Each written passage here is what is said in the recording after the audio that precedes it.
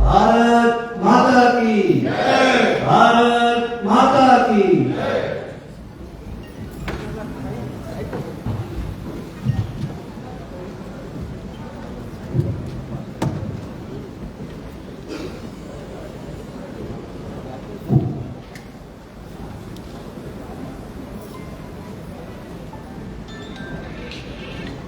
नगर पालिका निगम भोपाल की परिषद की 13वीं साधारण सम्मेलन में उपस्थित माननीय महापौर जी, माननीय महापौर परिषद के सभी सदस्यों का, नेता प्रतिपक्ष जी का, पक्ष विपक्ष के सभी हमारे पार्षद भाई बहनों का मैं इस सदन में सबसे पहले स्वागत करता हूँ, अभिनंदन करता हूँ। साथ ही सदन में उपस्थित माननीय विधायक और सांसद के प्रतिनिधियों का भी मैं अभिनंदन करता हूँ, स्वागत करता हूँ। हमारे प्रिंट मीडिया तथा इलेक्ट्रॉनिक मीडिया पत्रकार साथियों का भी मैं आज अभिनंदन करता हूँ, स्वागत करता हूँ। दर्शक दीर्घा में मौजूद गणमान्य नागरिक, नगर निगम भोपाल के हमारे आयुक्त महोदय, अपर आयुक्त महोदय, नवनियुक्त उपायुक्त श्री दिनेश सिंह जी, श्री हिरेन कुशवाहा जी सहित समस्त उपायुक्त गण, अधिकारीगण एवं कर्मचारी बंधुओं का सदन में मैं हार्दिक स्वागत करता हूँ, अभिनंदन देता हूँ। बंधुओं, पहलगांव की आतंकी हमले की घटना के बाद भारत के शौर्य को हम सबने देखा और सेना के शौर्य और पराक्रम से भी दुनिया वाकिफ हुई। 7 मई 2025 को देश के यशस्वी प्रधानमंत्री श्री नरेंद्र मोदी जी के नेतृत्व में शुरू किए गए ऑपरेशन सिंदूर ने तीनों सेनाओं की एक सुनियोजित प्रतिक्रिया को प्रदर्शित करते हुए आतंकियों को मार गिराकर उनके आतंकी ठिकाने को नष्ट करने का काम किया। ऑपरेशन सिंदूर में भारतीय थल सेना, वायुसेना और नौसेना के बीच तालमेल का एक सहज प्रदर्शन पूरी दुनिया को देखने को मिला। इस मिशन को अंजाम देने वाली colonel Sofiya Qureshi, wing commander Vyomika Singh एवं सेना के जवानों के शौर्य का मैं इस सदन में सदन के माध्यम से उनका अभिनंदन करता हूँ और बधाई देता हूँ इस पराक्रम के लिए।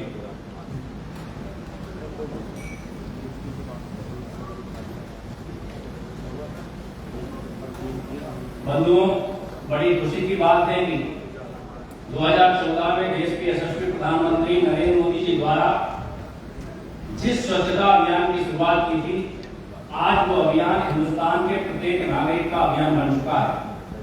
और इस बार के स्वच्छता अभियान में मध्य प्रदेश के यशस्वी मुख्यमंत्री आदरणीय मोहन यादव जी के नेतृत्व में मध्य प्रदेश के 8 शहरों ने अपना महत्वपूर्ण स्थान हासिल किया। इसलिए के माध्यम से माननीय मुख्यमंत्री जी को भी मैं बधाई देता हूँ कि आपके नेतृत्व में प्रदेश लगातार उन्नति कर रहा है और स्वच्छता के क्षेत्र में भी प्रदेश ने तरक्की की है।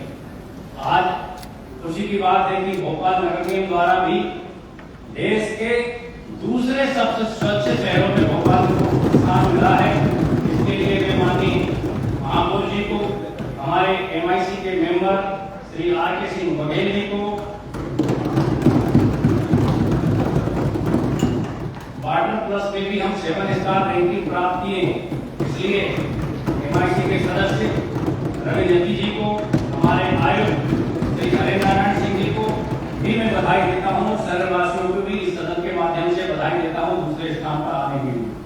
साथ ही सबसे अधिक मैं बधाई हमारे स्वच्छता के उन मित्रों को देना चाहूंगा जो लगातार हर परिस्थिति, हर मौसम में शहर को स्वच्छ बनाने के लिए अपना सर्वस्व देने का काम करते हैं।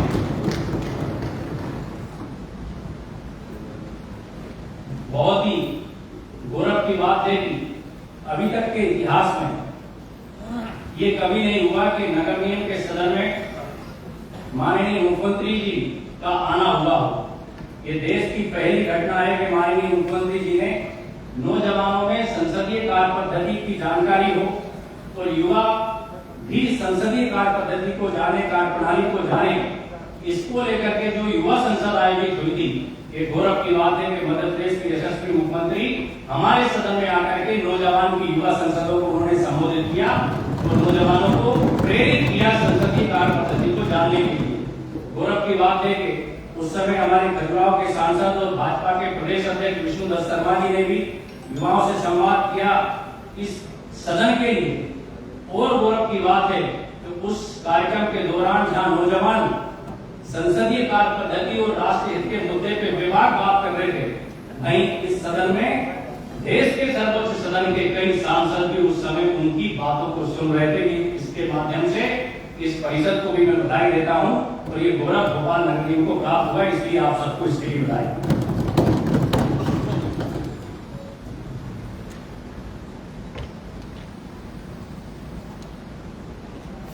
बंधुओं, एक बात की जानकारी देते हुए मैं बहुत प्रसन्नता महसूस कर रहा हूं कि अभी गुरुग्राम में देश के नगरीय निकाय के राष्ट्रीय सम्मेलन, जो कि माननीय लोकसभा के अध्यक्ष ओम बिरला जी की अगुवाई में संपन्न हुआ, संसदीय कार्य पद्धति, संसदीय कार्य प्रणाली, सदन सुचारू रूप से चले, सदन में सार्थक चर्चा हो और ऐसे कई महत्वपूर्ण विषय पे उन्होंने देश के सभी नगरीय निकाय के अध्यक्षों से संवाद किया। मैं आपको इस बात के लिए भी बधाई देता हूं कि गुरुग्राम के उस राष्ट्रीय सम्मेलन में भोपाल नगर निगम की प्रशंसा इस बात के लिए की गई है कि भोपाल नगर निगम देश की पहली नगर निगम है जिसने संसदीय आचरण की कार्य पद्धति को विकसित किया। उसके लिए भी मैं आप सबको बधाई देता हूं।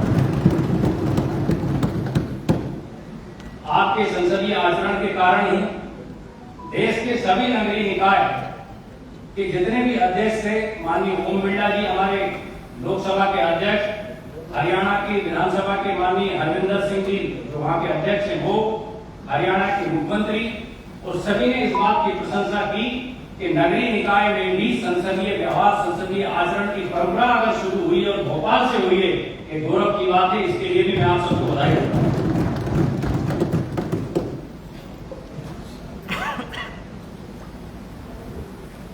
बंधुओं, निगम परिषद की ओर से आप सभी को आगामी 2 माह में आने वाले त्योहारों की मैं अग्रिम शुभकामनाएं प्रेषित करता हूं, जिसमें मुख्य रूप से 29 जुलाई को नागपंचमी, 31 जुलाई को गोस्वामी तुलसीदास जी की जयंती, 9 अगस्त को रक्षाबंधन एवं जनजातीय दिवस, 13 अगस्त को दुर्गादास राठौर जी की जयंती, 14 अगस्त को बलराम जयंती, 15 अगस्त को स्वतंत्रता दिवस, 16 अगस्त को कृष्ण जन्माष्टमी, 27 अगस्त को गणेश चतुर्थी, 30 अगस्त को नवाखाई जी और 2 सितंबर को तेजाजी महाराज का निर्वाण दिवस तेजादशमी, 3 सितंबर को ढोल ग्यारस, 5 सितंबर को मिलाद उन नबी एवं ओणम, 6 सितंबर को अनंत चतुर्दशी, 17 सितंबर को विश्वकर्मा जयंती, 18 सितंबर को राजा शंकर साहा तथा रघुनाथ साहा का बलिदान दिवस,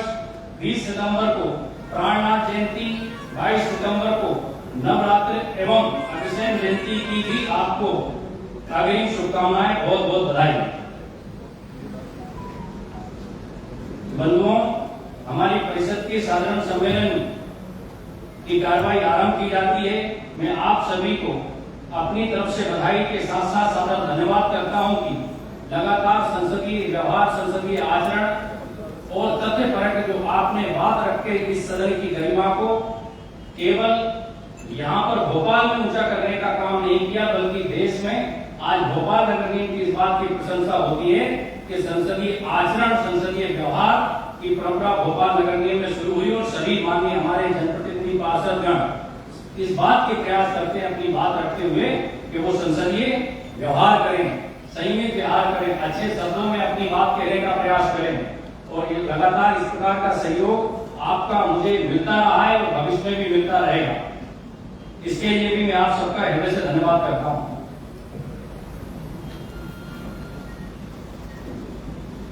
निगम साधारण सम्मेलन दिनांक 3/4/2025 के कार्यरत एवं कार्रवाई की पुष्टि की जाती है।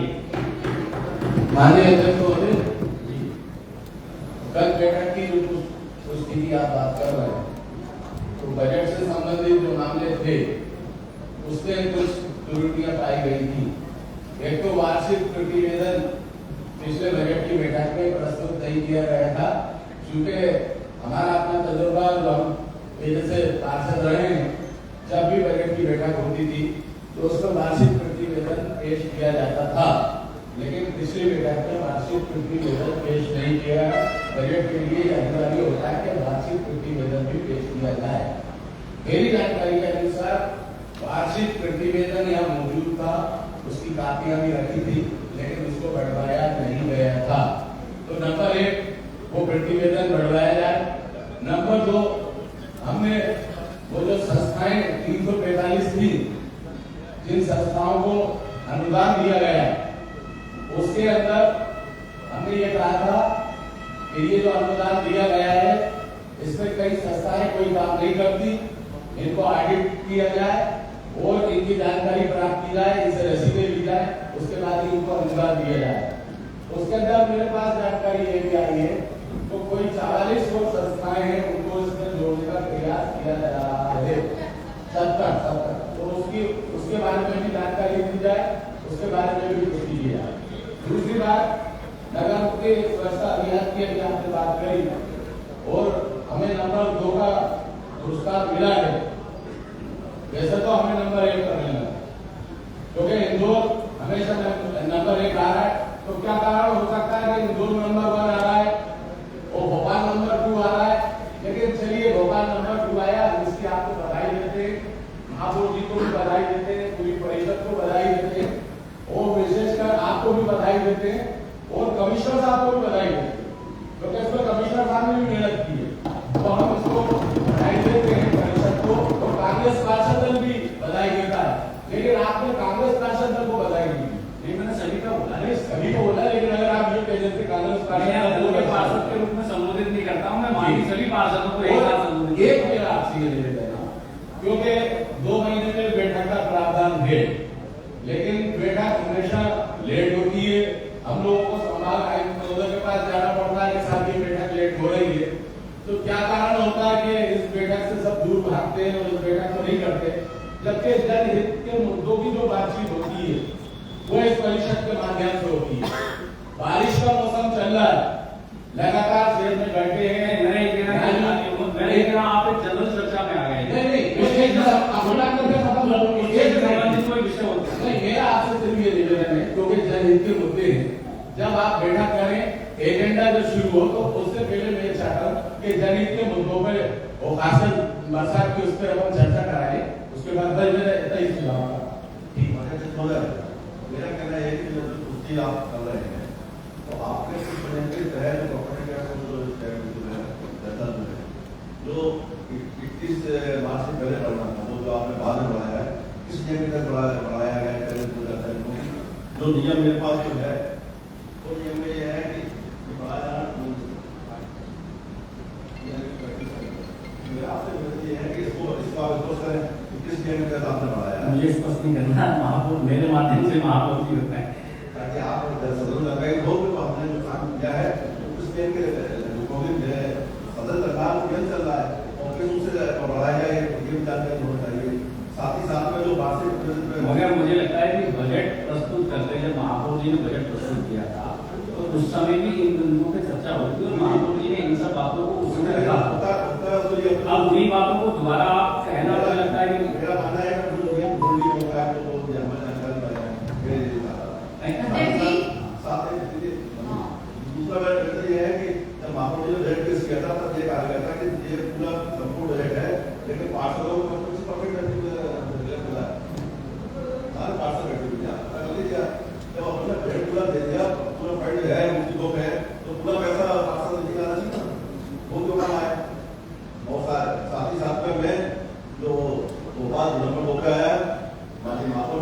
माननीय अध्यक्ष जी को, माननीय आयुक्त को, माननीय नेता को सबको बधाई देता हूँ।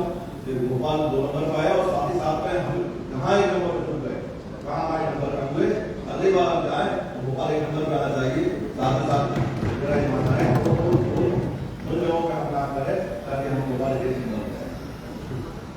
अध्यक्ष जी, आपको याद होगा कि जब हमारा बजट आया था तो आपने सिर्फ हमारे एजेंडा में लिखा था प्रस्तावित बजट 25-26, पुनरीक्षित बजट 24-25 नहीं लिखा था। मैरिन काउंसिल के संकल्प के अंदर लिखा था कि प्रस्तावित बजट 25-26, पुनरीक्षित बजट 24-25। तो आपने जब सिग्नेचर वाली बात आई थी और ये वाली बात मैंने तब भी उठाई थी, आपको ही आसंदी से संबोधित किया था कि अध्यक्ष जी, मैं सम्मानीय MIC मेंबर से पूछना चाहती हूँ कि पुनरीक्षित बजट 24-25 किताब में लिखा है, लेकिन यहाँ पर उसकी चर्चा भी नहीं हुई थी, ना ही हमारे एजेंडा में लिखा था और ना मेयर साहब ने उसको पढ़ा था। तो अब आप उसको, और फिर आपने सिग्नेचर नहीं किए थे, कम से कम 8 दिन तक बजट की फाइल के ऊपर सिग्नेचर नहीं हुए थे, क्योंकि आपने नियम के तहत केवल प्रस्तावित बजट 25 और 26 पे सिग्नेचर किए थे। आपने कहा था कि पुनरीक्षित बजट, जो हमने समाचार पत्रों में सच भी है, ये सच भी है कि पुनरीक्षित बजट। मैं आपको बताना चाहूंगा कि सदन का थंब रूल है, जो प्रस्तुत हुआ उसी पर चर्चा हुई, वही पारित हुआ। हाँ, और एजेंडे के माध्यम से जो माननीय महापौर जी ने प्रस्तुत किया था उस पर चर्चा हुई, वो पारित हुआ। हाँ, ठीक है। अब जो एजेंडे में नहीं था, जो प्रस्तुत नहीं हुआ, उस पर मैं साइन कैसे कर सकता था? हाँ, इसलिए ठीक है। उस पर वैधानिक व्यवस्था ये थी।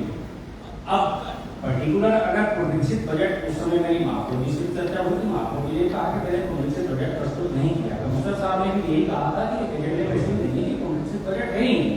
तो जब दोनों जिम्मेदारों ने ये कहा कि पुनरीक्षित बजट एजेंडे में इसलिए नहीं है कि पुनरीक्षित है ही नहीं, तो स्वाभाविक रूप से प्रस्तावित बजट ही मुख्य बजट माना गया।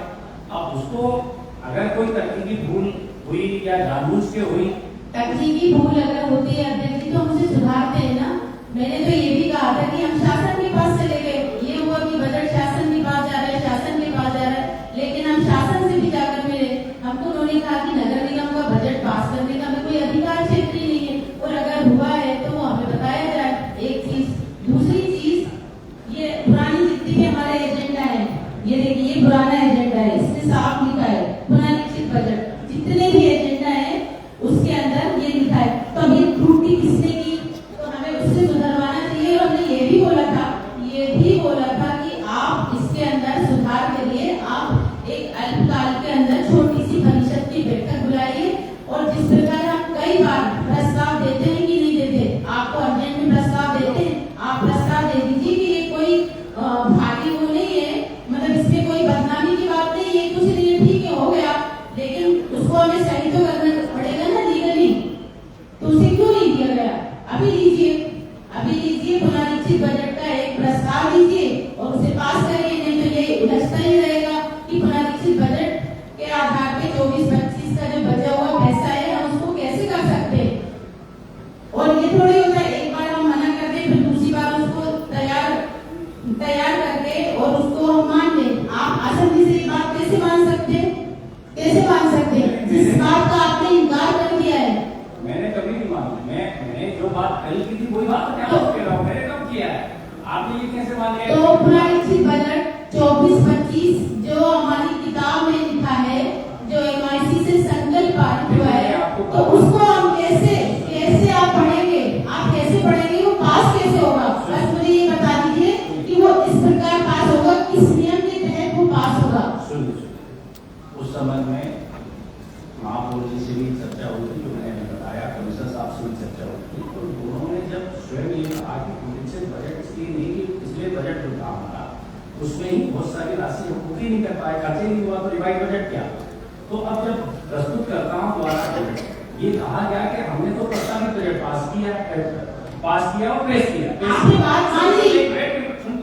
आपकी बात मैंने सुनी, आप मेरी सुनिए ना। हमने प्रस्तावित बजट 25-26 प्रस्तुत किया है, तो मैंने कहा जो आपने प्रस्तुत किया वो पारित हुआ, जो आपके द्वारा प्रस्तुत किया गया वो पारित हुआ, चर्चा होगा। अब वही बात अगर बाद में अधिकारियों का सबका कहना था कि रिवाइज बजट इम्पोर्टेंट है, तो किसी ने मना तो नहीं किया था प्रस्तुत करने के लिए, किसी ने मना किया था कि आप रिवाइज बजट प्रस्तुत मत करते, तो किसकी गलती थी? अब जिसकी गलती थी और बाद में उसको प्रशासनिक रूप से कैसे ठीक किया, तो कमिश्नर साहब ने शायद शासन को खाट स्टोर पर पुनरीक्षित बजट के बिंदु पर शासन के पास गए थे। अब उस स्थिति से मुझे लगता है या तो महापौर जी स्पष्ट कर सकते हैं या एमआईसी फाइनेंस कर सकते हैं या आप बता सकते हैं कि उस संबंध में आगे क्या है। संजय शुक्ला जी जो हमारे वहाँ के चीफ सेक्रेटरी थे, हमारी उनसे डिटेल में बात हुई थी, उन्होंने हमसे ये पेपर मांगे थे। उन्होंने कहा था कि क्या पहले के एजेंडा में लिखा रहता था क्या ऐसा? हमने कहा यस सर लिखा रहता था। तो बोले कि बस तो फिर ये तो वहीं से होगा, हम कैसे कर सकते? वैसे तो उनको कोई वही जाना ही नहीं चाहिए था, हम तो और पूछ भी रहे थे कि ये सुना था कि हो गया हो गया हो गया। लेकिन सवाल ये कि मेयर साहब ने यहाँ पर परिषद हॉल के अंदर खुद इस बात को एडमिट किया था कि हमारा पुराना बजट कम से कम 55-60% बजट हमारा लेप्स हुआ था। ये बात तो सबने सुनी थी ना, तो इसमें ऐड नहीं होगा वो? बताइए, जवाब दीजिए। एमआईसी मेंबर से जवाब चाहूंगी, मैं बताया स्पष्ट करें। उस दिन भी आप अगर मेरी बात को मान लेते तो ये इतना प्रोपेगेंडा नहीं होता, क्योंकि हर बात को हवा में करना, हर बात को मजाक उड़ा देना और किसी भी बात को ये बोल देना हाँ हो गया, तेज आवाज से बात करने से कोई लीगल प्रोसेस नहीं बदल जाएगी। एक मिनट, वो आपको एमआईसी फाइनेंस से संबंध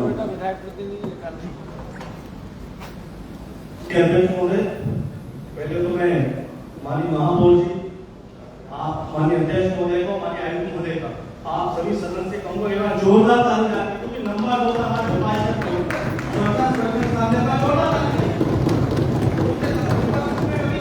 जिस विषय में बात हो रही तो अभी ये बात में करने से पहले आप इसका जवाब दीजिए। वो आपकी बात का जवाब माननीय नेता वही आ रहे। माननीय नेता जी ने कहा कि किताब में मेंशन है बजट में, उस चीज को शिकायत होती है, बजट में मेंशन है और एमआईसी का जो संकल्प आया उसमें प्रोडक्ट में मेंशन है। छुट्टी बस अगर एजेंडे नहीं आया तो उसको साथ में दिया गया, उसको दिक्कत क्या है?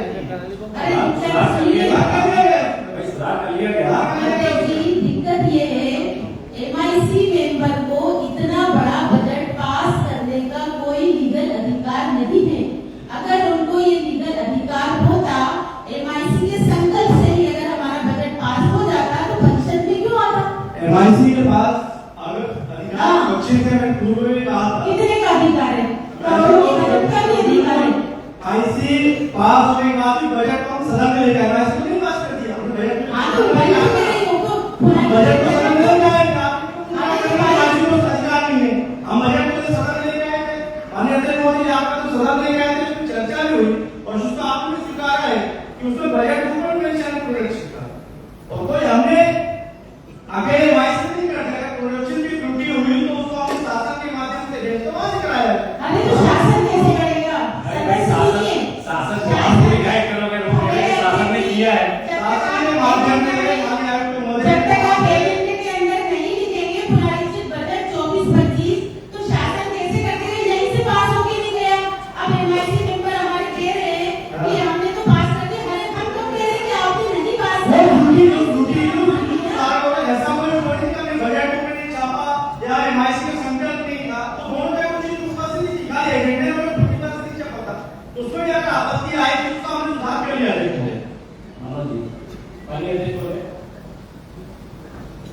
वो की बजट की वजह से हमारा बजट पास हो और अभी हमारी नेता की बहन ने बजट पर बात की,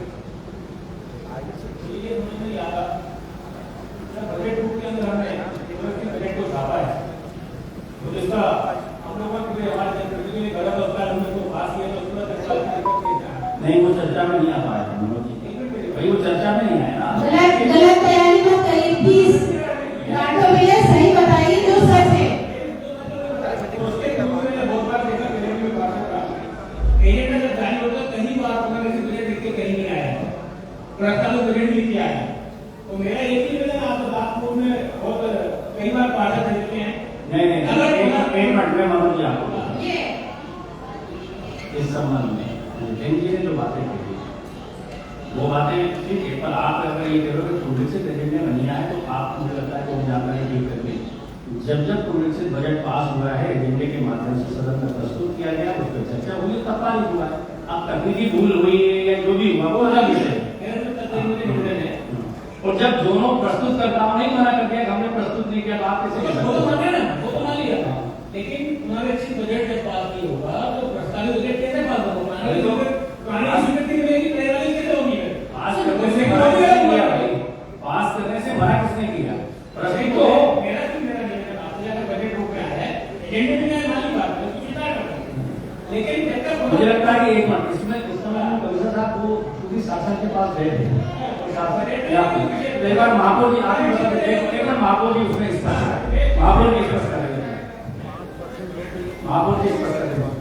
हमारे ही कार्यक्रमों में तीनों आयोजकों को अपने बुलाने लगे हैं। इसके बारे में बस निश्चित बजट नहीं हुआ और एजेंडा पास हुआ और बुक में सबसे पहले ऊपर पुनरीक्षित बजट ही लिखा है। पहला पेज खोलेंगे यदि बजट होगा उसमें पुनरीक्षित बजट ही लिखा है। उसके बाद भी लिखा कि पुनरीक्षित बजट पेश हो पहले उसकी पुनरीक्षित बजट का यही है कि जब हम एक्स्ट्रा बजट कहीं पर खर्च करेंगे तभी हम उसे पुनरीक्षित हो सकेंगे। जब हमने मूल बजट को ही खर्च नहीं कर पाए तो हम पुनरीक्षित बजट कहाँ से लाएंगे? यही बात महापौर जी ने मुझसे आप कुछ खाते के जो है जैसे माननीय मुख्यमंत्री मोहन यादव जी ने 20 सत्र में अधिकारी कर्मचारियों का यदि वेतन बढ़ा हो तो वो तो वेतन बढ़कर 20 सत्र में यदि बढ़ेगा तो वेतन बढ़कर कर्मचारियों के खाते में जाएगा। तो मेरे को लगता वो पुनरीक्षित बजट को यदि परिषद में पहले लाए फिर उसको पास करे तो अगले बार से ये देखेंगे कि यदि शासकीय कहीं छटका भी है और कहीं पड़ता भी है शासकीय खातों में, यदि वो पुनरीक्षित बजट की आप अपेक्षा रखती है तो अगले बार जब बजट लगाएंगे तो माननीय कमिश्नर साहब उस बजट को ले आएंगे। भाई अधिकारी कर्मचारियों की जब तक हित को रोक लेंगे भाई उनका पैसा कभी मिलेगा शासन की घोषणा पर जब परिषद में पास हो जाएगा। और बाकी जब ये मामला आया पुनरीक्षित बजट वाला, आयुक्त महोदय ने ये शासन को पत्र लिखा, शासन के माध्यम से वहाँ जानकारी लेने के लिए ये पत्र आया और जब ये पत्र का जवाब आयुक्त महोदय के माध्यम से भेज दिया गया तो तीसरा जवाब शासन के यहाँ से दिया गया, माननीय सभापति को तीनों पत्र में भेज दिया। तो पुनरीक्षित बजट पास माना गया क्योंकि बजट रूप में जो छपा है शासन ने भी उसी को ही स्वीकार किया है और एक एजेंडे है क्योंकि बस पुनरीक्षित बजट नहीं छपा है तो वो टाइपिंग मिस्टेक है। टाइपिंग मिस्टेक पर यदि आपको कर्मचारी को जो भी सजा देना चाहते हैं आप तो वो टाइपिंग मिस्टेक वालों को देंगे। अध्यक्ष जी नहीं देखिए, पत्र लिखना एक अलग बात है। मेरा आपसे आग्रह है माननीय अध्यक्ष जी, बजट में जब बजट प्रस्तुत किया पर्याप्त चर्चा तभी हो गई थी और आज हमारे एजेंडे में भी नहीं है। मेरा आग्रह को स्वीकार कर लिया, उसी चीज को बात उसी विषय की संतुष्टि पर ही संतुष्टि को तो स्वीकार करेंगे शासन को भेजेंगे वहां से महापौर जी ने जब आपको स्थिति स्पष्ट कर दी मैं इसलिए आपकी बात से सहमत नहीं हूँ, मैं अपनी बात बोलूंगी। उसकी जो त्रुटि की है उसे सुधारना चाहिए और ये सदन है, कोई हंसी मजाक नहीं है कि हम नहीं क्यों सुधारा। पत्र लिखना मेरे सामने बोला कि हमें पत्र लिखिए, आदेश दिखा दीजिए ना, पढ़िए आदेश शासन को कौन से नियम किस नियम से शासन ने वो कर दिया अध्यक्ष महोदय को दे दिया आदेश पढ़ लीजिए ना, इसका अवलोकन आप ही करें। आदेश पढ़ के आपको सुना दीजिए। पत्र लिखना अलग बात होती है,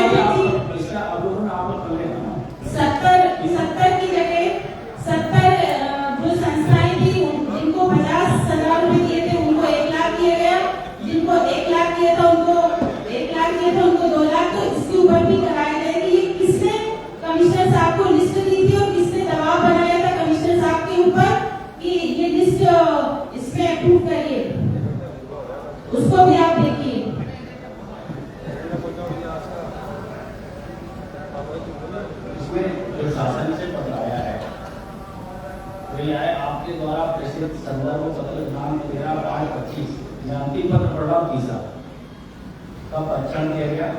पत्र में दर्शाया गया कि वर्ष 24-25 का पुनरीक्षित बजट एवं वर्ष 25-26 के प्रस्तावित बजट महापौर परिषद द्वारा संकल्प क्रमांक 2 दिनांक 17/3/25 को निगम परिषद की बैठक 3/4/25 को बहुमत से पारित किया गया, जिसकी पुष्टि पत्र के साथ संलग्न निगम परिषद की कार्रवाई विवरण से होती है। तदनुसार नगर पालिका अधिनियम 1956 की धारा 98 के अनुसार कार्रवाई की जाए। तो मुझे लगता है कि अब उन्होंने अपने उसको प्रशासनिक रूप से महापौर जी ने उसको कर दिया। आपकी जिम्मेदारी पे ले लीजिए। अरे भाई, जब महापौर जी ने शासन से जाकर करा लिया तो मैं अपनी जिम्मेदारी पे लेता हूँ। चलिए, दिनांक 3/4/25 के कार्यरत एवं कार्रवाई की पुष्टि की जाती है। साथियों, हम सर्वप्रथम लोक महत्व के विषय पर चर्चा करेंगे। इसके बाद आपके द्वारा दिए गए प्रश्नों पर चर्चा होगी एवं अंत में एजेंडा कार्यपत्र पर चर्चा होगी। अध्यक्ष महोदय से पहले माननीय अध्यक्ष महोदय, एक मिनट, लोक महत्व को मैंने बोल दिया था, अब इसके लोक महत्व पे बात बोल देना। चलिए, श्री जी अपना लोक महत्व का प्रस्ताव है।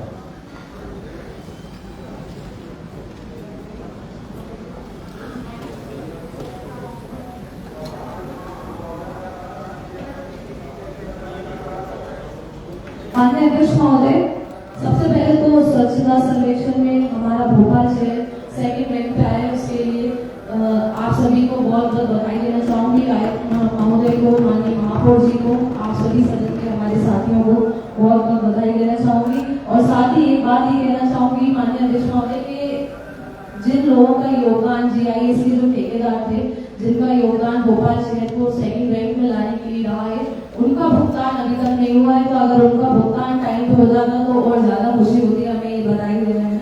तो जिन ठेकेदारों ने काम किया है, दिन रात एक करके हमारे भोपाल को नंबर सेकंड पे लेके आए हैं, उनका अभी तक भुगतान नहीं हुआ है, उनकी पेमेंट नहीं हुई। उन ठेकेदारों के योगदान मांगेंगे मेरे समझ से परे हुआ, इसमें संशोधन होना चाहिए। देखो, जैसे दूसरा स्थान लाए हैं, GIS के ठेकेदार दूसरे स्थान पे लाए हैं, और ये बात पर सही नहीं दर्ज नहीं, आप तो अपना आपका प्रस्ताव लोक महत्व वाला प्रस्ताव लेके आ गए। जी, माननीय अध्यक्ष महोदय, मेरा प्रश्न है, जन्म मृत्यु प्रभारी अधिकारी का मूल वेतन क्या है? वर्तमान में किस सक्षम अधिकारी के आदेश के तहत जन्म मृत्यु रजिस्ट्रार के पद पर पदस्थ हैं? क्या उक्त अधिकारी कर्मचारी नगर निगम एक्ट प्रक्रिया प्रावधानों के अनुरूप उक्त पद के लिए समकक्ष हैं? क्या उक्त प्रभारी अधिकारी पर गोविंदपुरा थाना में संबल घोटाले के कारण आपराधिक प्रकरण दर्ज है? फिर भी उपरोक्त कर्मचारी को जन्म मृत्यु रजिस्ट्रार के महत्वपूर्ण पद पर कार्यरत किए जाने का क्या कारण है?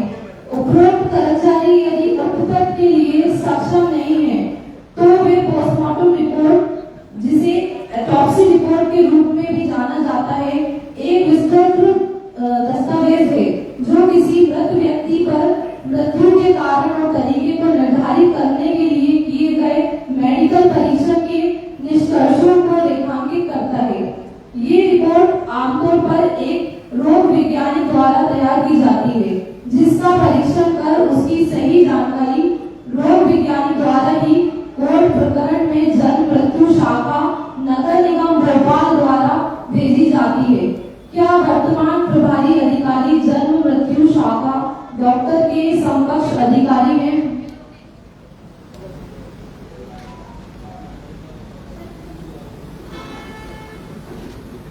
हो गया आपका, माननीय महापौर जी।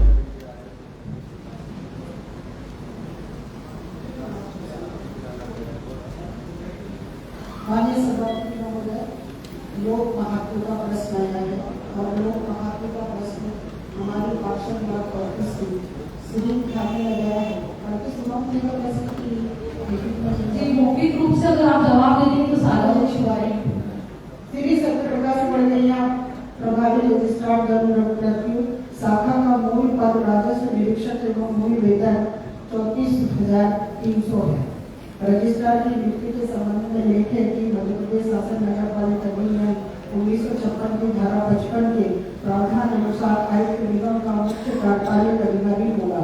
निगम कार्यालय के सेवक व्यक्ति तथा पदाधिकारियों के अतिरिक्त निगम के समस्त अन्य पदाधिकारी तथा सेवक उनके अधीन हैं।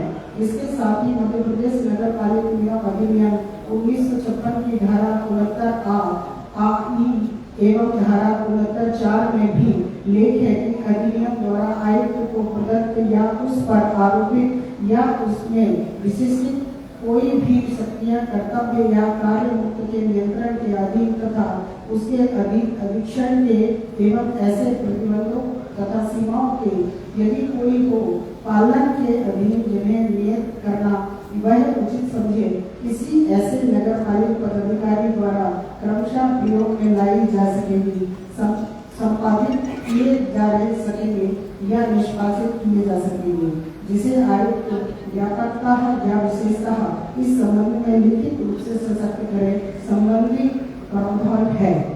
उपरोक्त प्रभारी अधिकारी के विरुद्ध गोविंदपुरा थाने के प्रकरण दर्ज होने के संबंध में इस कार्यालय को कोई जानकारी प्राप्त नहीं हुई है।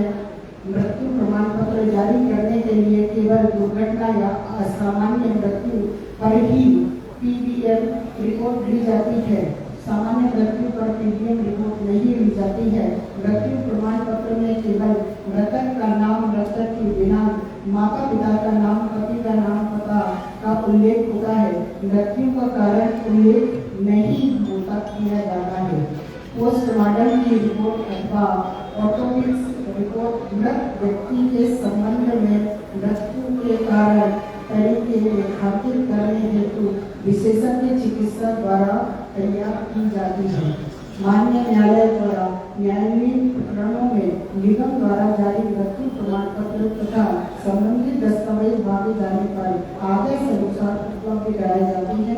वर्तमान प्रभारी अधिकारी जन मृत्यु शाखा मूल पद राजस्व निरीक्षक का आदेश क्रमांक 564/24 भोपाल दिनांक 27/12/2024 द्वारा प्रभारी रजिस्ट्रार जन मृत्यु शाखा के लिए पदस्थ किया जाता है।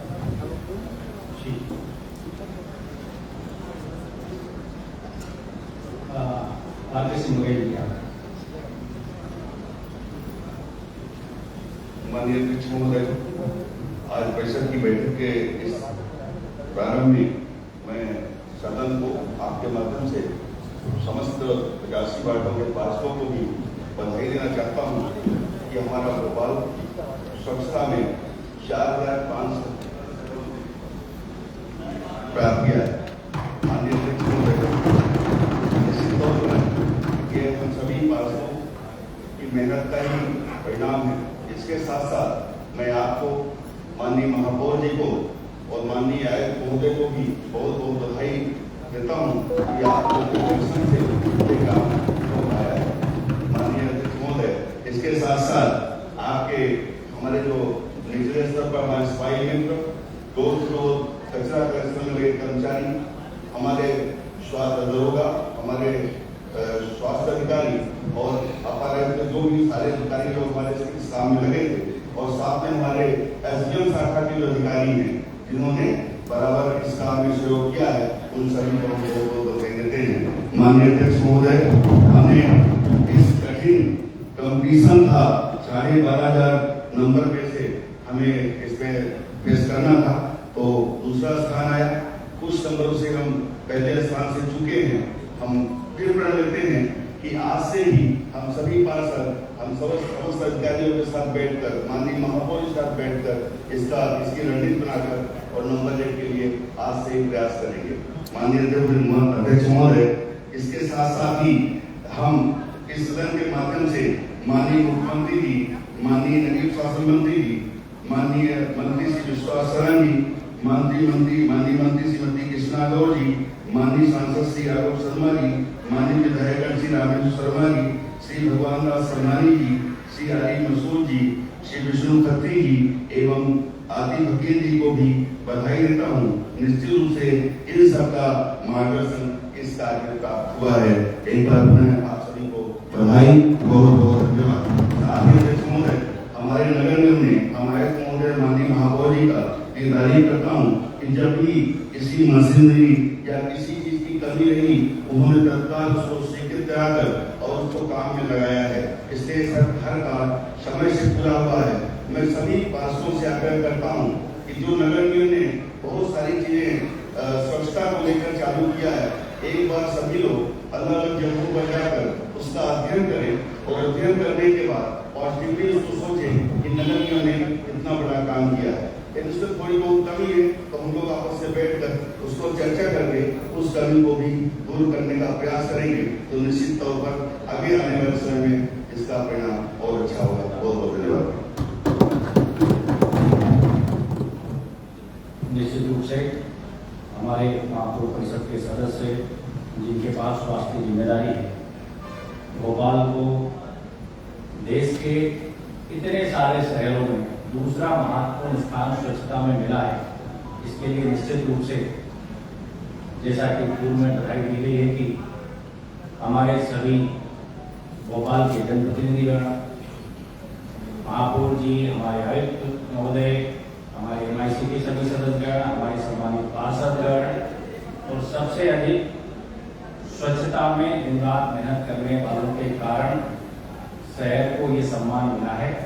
आपके धन्यवाद प्रस्ताव का मैं अभिनंदन करता हूँ, स्वागत करता हूँ और सभी को एक बार पुनः इस काम की उपलब्धि के लिए बधाई देता हूँ।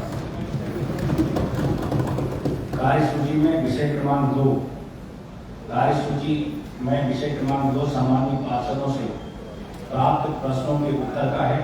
इसकी चर्चा करने से पूर्व हम प्रश्नकाल का समय निर्धारित कर प्रारंभ करेंगे।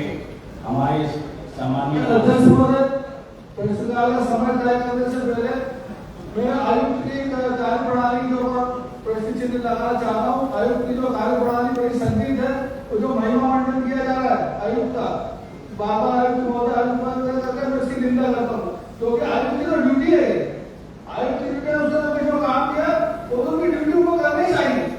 दूसरी बात है कि आयुक्त की कार्यप्रणाली इस प्रकार की है कि एक छोटा सा बच्चा रहता है ना, गुल्ले खेलता है, कैंटी खेलता है, उसमें बुरा मान जाता है कि तुमने ऐसा करके तो मैं उसका बुरा मान गया, तुमने ऐसा करके तो मैं बुरा मान गया।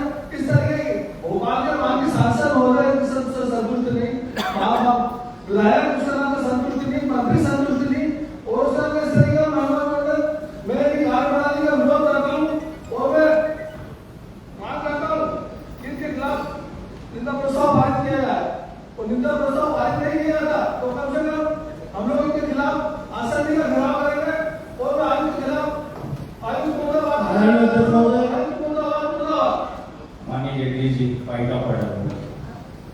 मैं पप्पू बिलाती के बात से बिल्कुल सहमत नहीं हूँ। ऐसा कमिश्नर जो भोपाल को दूसरे स्थान पर ले आया, जो सुबह 5 बजे उठ के फील्ड पे घूमते हो, उनके विषय में ऐसा कहते हैं आप विधायक संतुष्ट है, मैं इससे सहमत बिल्कुल नहीं हूँ।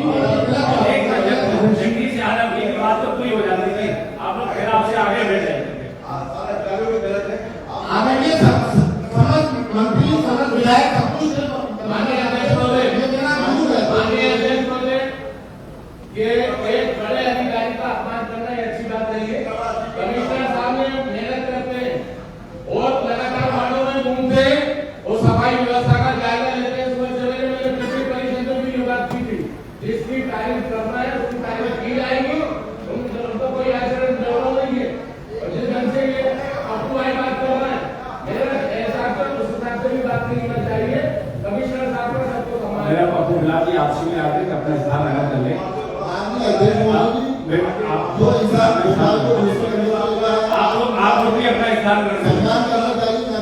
काम करने के लिए हमें यहाँ पे सदन। मैं आप सबको इस अवसर पर ये कहना चाहूंगा, एक मिनट योगेश जी इधर,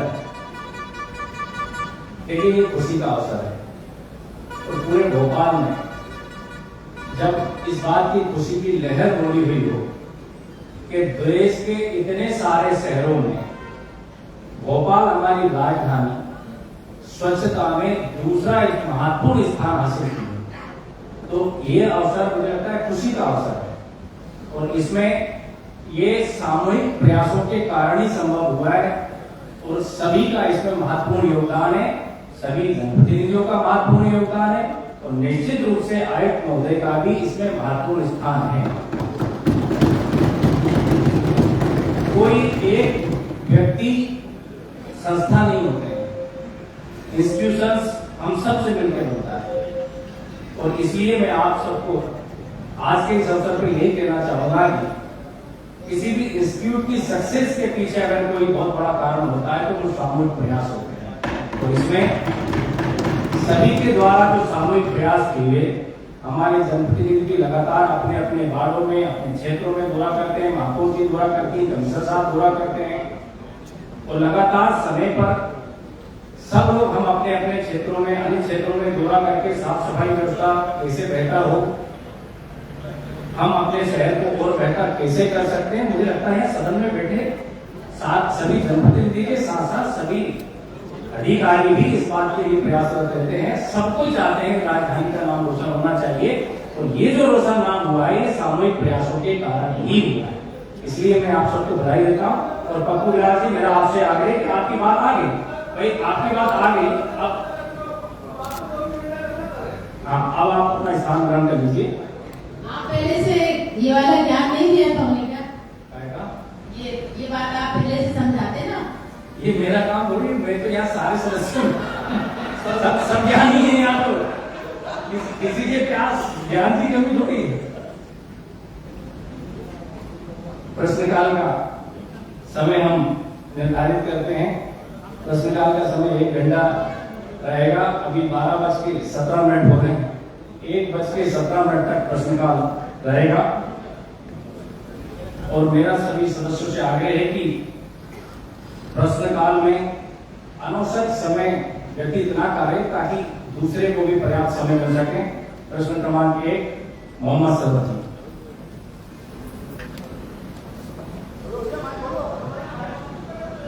माननीय अध्यक्ष महोदय,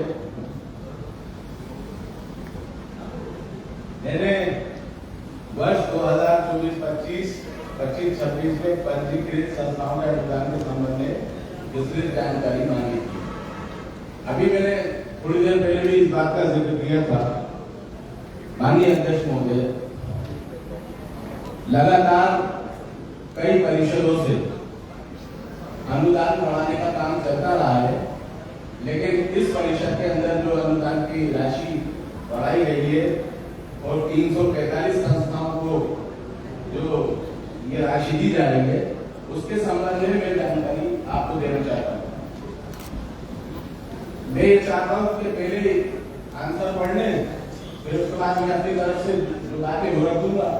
जो भी MIC सदस्य है क्वेश्चन मैंने पढ़ दिया। ठीक है, सुषमा मनीषा जी आप प्रश्न पूरा तो पढ़ लीजिए। चलिए ठीक है, हाँ जवाब दे दीजिए, फिर मैं अपनी बात रखूंगा। सम्मानीय अध्यक्ष, सम्मानीय महापौर के सदन में उपस्थित सभी सम्मानीय MIC के सदस्यगण, पार्षदगण, नेता प्रतिपक्ष।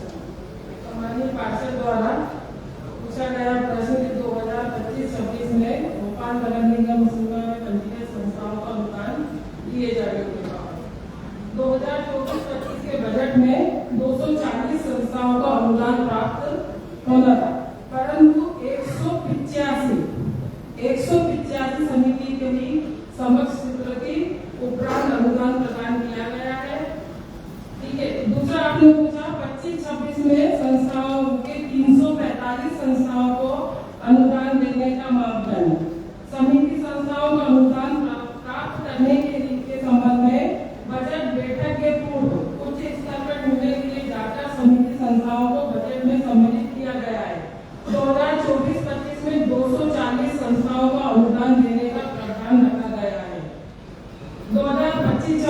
अनुदान में जो आपने कहा कि वृद्धि हुई है, उसमें सभी संबंधित संस्थाओं की ऑडिट की कॉपी, उनके कार्यकर्ताओं की कॉपी, वो सब प्राप्त करने के बाद ही उन्हें संस्थाओं को अनुदान देने की स्वीकृति प्राप्त की जाएगी।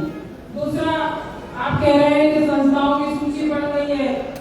अब इसमें शादी women welfare social service society, जो हमारे सम्मानीय पार्षद सरवर भाई द्वारा पत्र दिया गया है, उन्हें भी 1 लाख रुपए की सहायता राशि हमने स्वीकृत की है। शुभम विकलांग समाज सेवा समिति पार्षद श्रीमती श्री खान जी द्वारा पत्र है, उन्हें भी 25,000 रुपए की स्वीकृति। कोरी समाज कल्याण समिति लाइका रफी कुरैशी पार्षद जी ने दी गई है, उन्हें भी 1 लाख रुपए दिया गया है। तो आप बता दें कि इस प्रकार पार्षद जी द्वारा जो पत्र दिए जाते हैं अनुशंसा के, ये अनुदान उन्हें देना है या नहीं देना है? नहीं देना है, तो आप बताएं। देना है तो बताएं। अगर सिर्फ 3 संस्थाओं को देकर सभी संस्थाओं है, आप बिल्कुल 3 संस्थाओं को हमने मना नहीं किया है, हम सबको एक समान देखते हैं, सभी संस्थाओं को अनुदान देने के लिए तैयार है।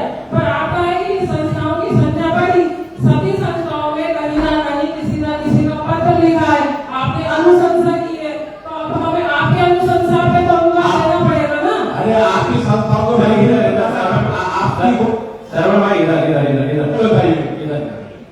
अब आप लोगों ने तो अनुशंसा करी और अब आप तो पुराने सुनिए, आप पुराने पार्षद हैं, आपका अनुभव हो। शहर में अंतिम समय तक यानी बजट फाइनल होने तक भी जनप्रतिनिधि अपने सबके पास अनुशंसाएं भेजते हैं, आप जानते हुए बात। और ये किसी एक की संस्थाएं नहीं होंगी जो भोपाल में अच्छा काम कर रही है, उनको प्रोत्साहित करने का काम किया जाता है। मुझे लगता बात आ गई, आपकी बात आ गई,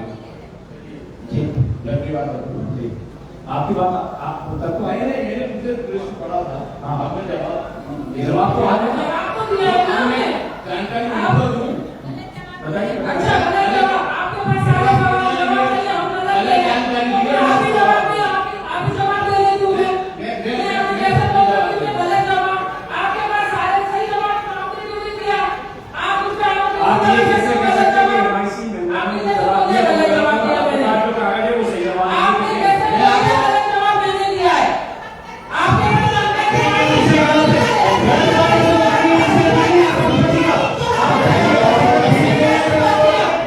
सर इस तरह से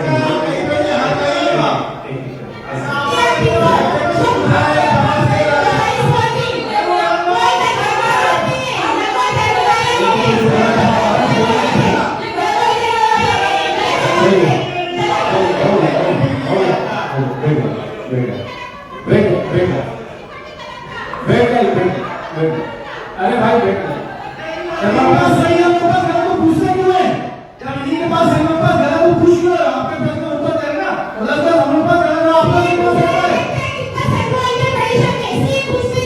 तो आप ही बोलो, नहीं आप बोलो, नहीं बोलेगा।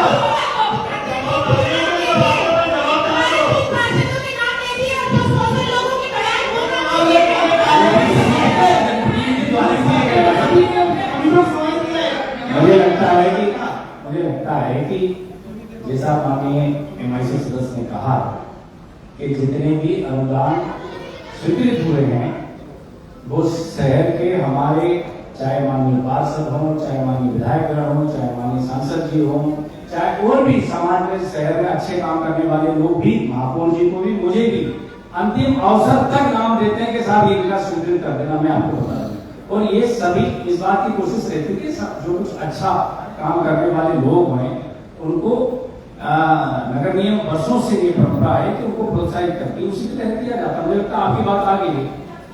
अपनी बात को जो शुरू से पढ़ा था, मैंने सिर्फ प्रश्न पढ़ा था, अपनी तरफ से बात नहीं कही थी, उन्होंने ये कहा पहले आप बोल दीजिए फिर मैं बात करूंगा। चलिए आप 2 मिनट में वर्ष 2010-11 के अंदर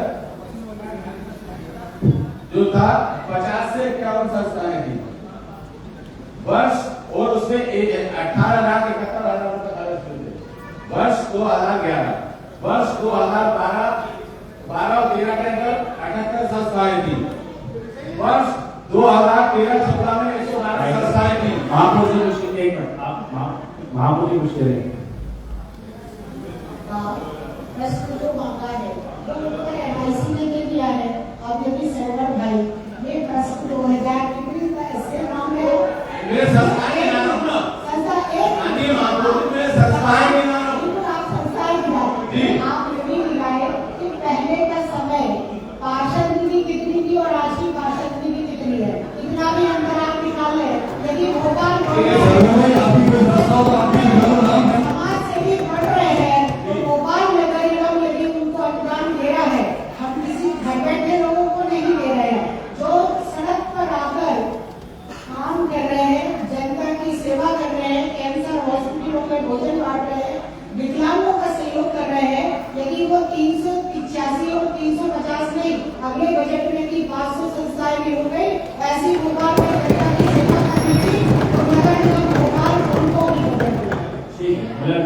आपकी कोई संस्था हो तो आप भी नाम दे दें। 33 करोड़ 69 लाख रुपए खर्च करना है इसमें संस्थाओं पर। और इसके अंदर जो कैंसर हॉस्पिटल को मैडम ने जो बात करी कि कैंसर हॉस्पिटल को हम अनुदान दे रहे हैं, तो हम गलत कर रहे हैं, मैं उसकी निंदा करता हूँ। उसकी बात ये है कि वो पैसा लेते हैं कैंसर पीड़ितों से, उससे वसूली कर रहे हैं, कोई बहुत बड़ा ऐसा नहीं कर रहे हैं वो कैंसर हॉस्पिटल वाले। अगर गरीबों की मदद कर रहा हूँ तो हम उनको दे सकते हैं। हाँ, सुन भी तो लीजिए आप, आपकी बात आ जाती है। आपके पास प्रूफ है?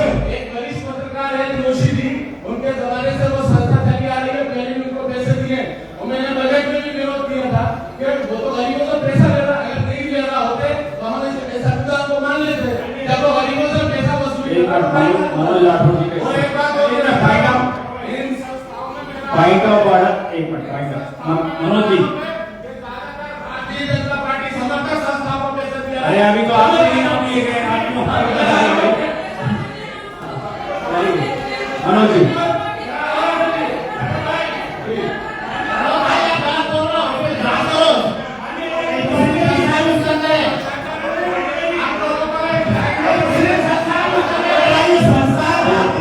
चलिए, मुझे लगता है इतना पर्याप्त चर्चा हो गई है और मुझे अब बैठ गए जो भी बात हो रही है उसकी राशि पे है वहाँ पे, कोई गवर्नमेंट हॉस्पिटल नहीं है, उसकी राशि पे है, जो धार होती है उसकी राशि वहाँ पे पे आपके पास कोई सबूत नहीं है, आपके पास कोई आधार नहीं है। नियम तो बदलने के आपके लिखोगे बाहर, आपके कैंसर के मरीजों का भोजन भी हो रहा है, रेडियोथेरेपी हो, रेडिएशन हो, उसकी राशि चलिए सारे एक साथ ना हो, बैठ आप अब सुन तो लीजिए, आप सुन लीजिए ना मनोज जी। सर्व भाई ने जो बात करी है निवेदन ये है कि आने वाले बजट में अंडा कबाब चालू करें। हमारी महापौर को हमारे अध्यक्ष मोदी को हमारे आयुक्त को पकड़े और लेटर से हम संस्था को बजट आवंटन करें, जानने के लिए हमको मिलेगा। एक बात इस बात की भी सर्व भाई ने निवेदन करूंगा कि जब 2010 की बात करूं हमको मान के 12,000 कितना बढ़ेगा, ये भी चिंता करो। नहीं, अच्छे काम करने वालों को प्रोत्साहित करना चाहिए और बरसों से करना है। मुझे लगता है पर्याप्त चर्चा हुई। अब अगर आप माननीय द्रौपदी महोदय, आप सरकार से पूछ सकते हैं जिन्होंने चलिए प्रश्न क्रमांक 2 हो गया, राजेश रूप से डिबेट करिए। प्रश्न क्रमांक 2 सविता जरूरी।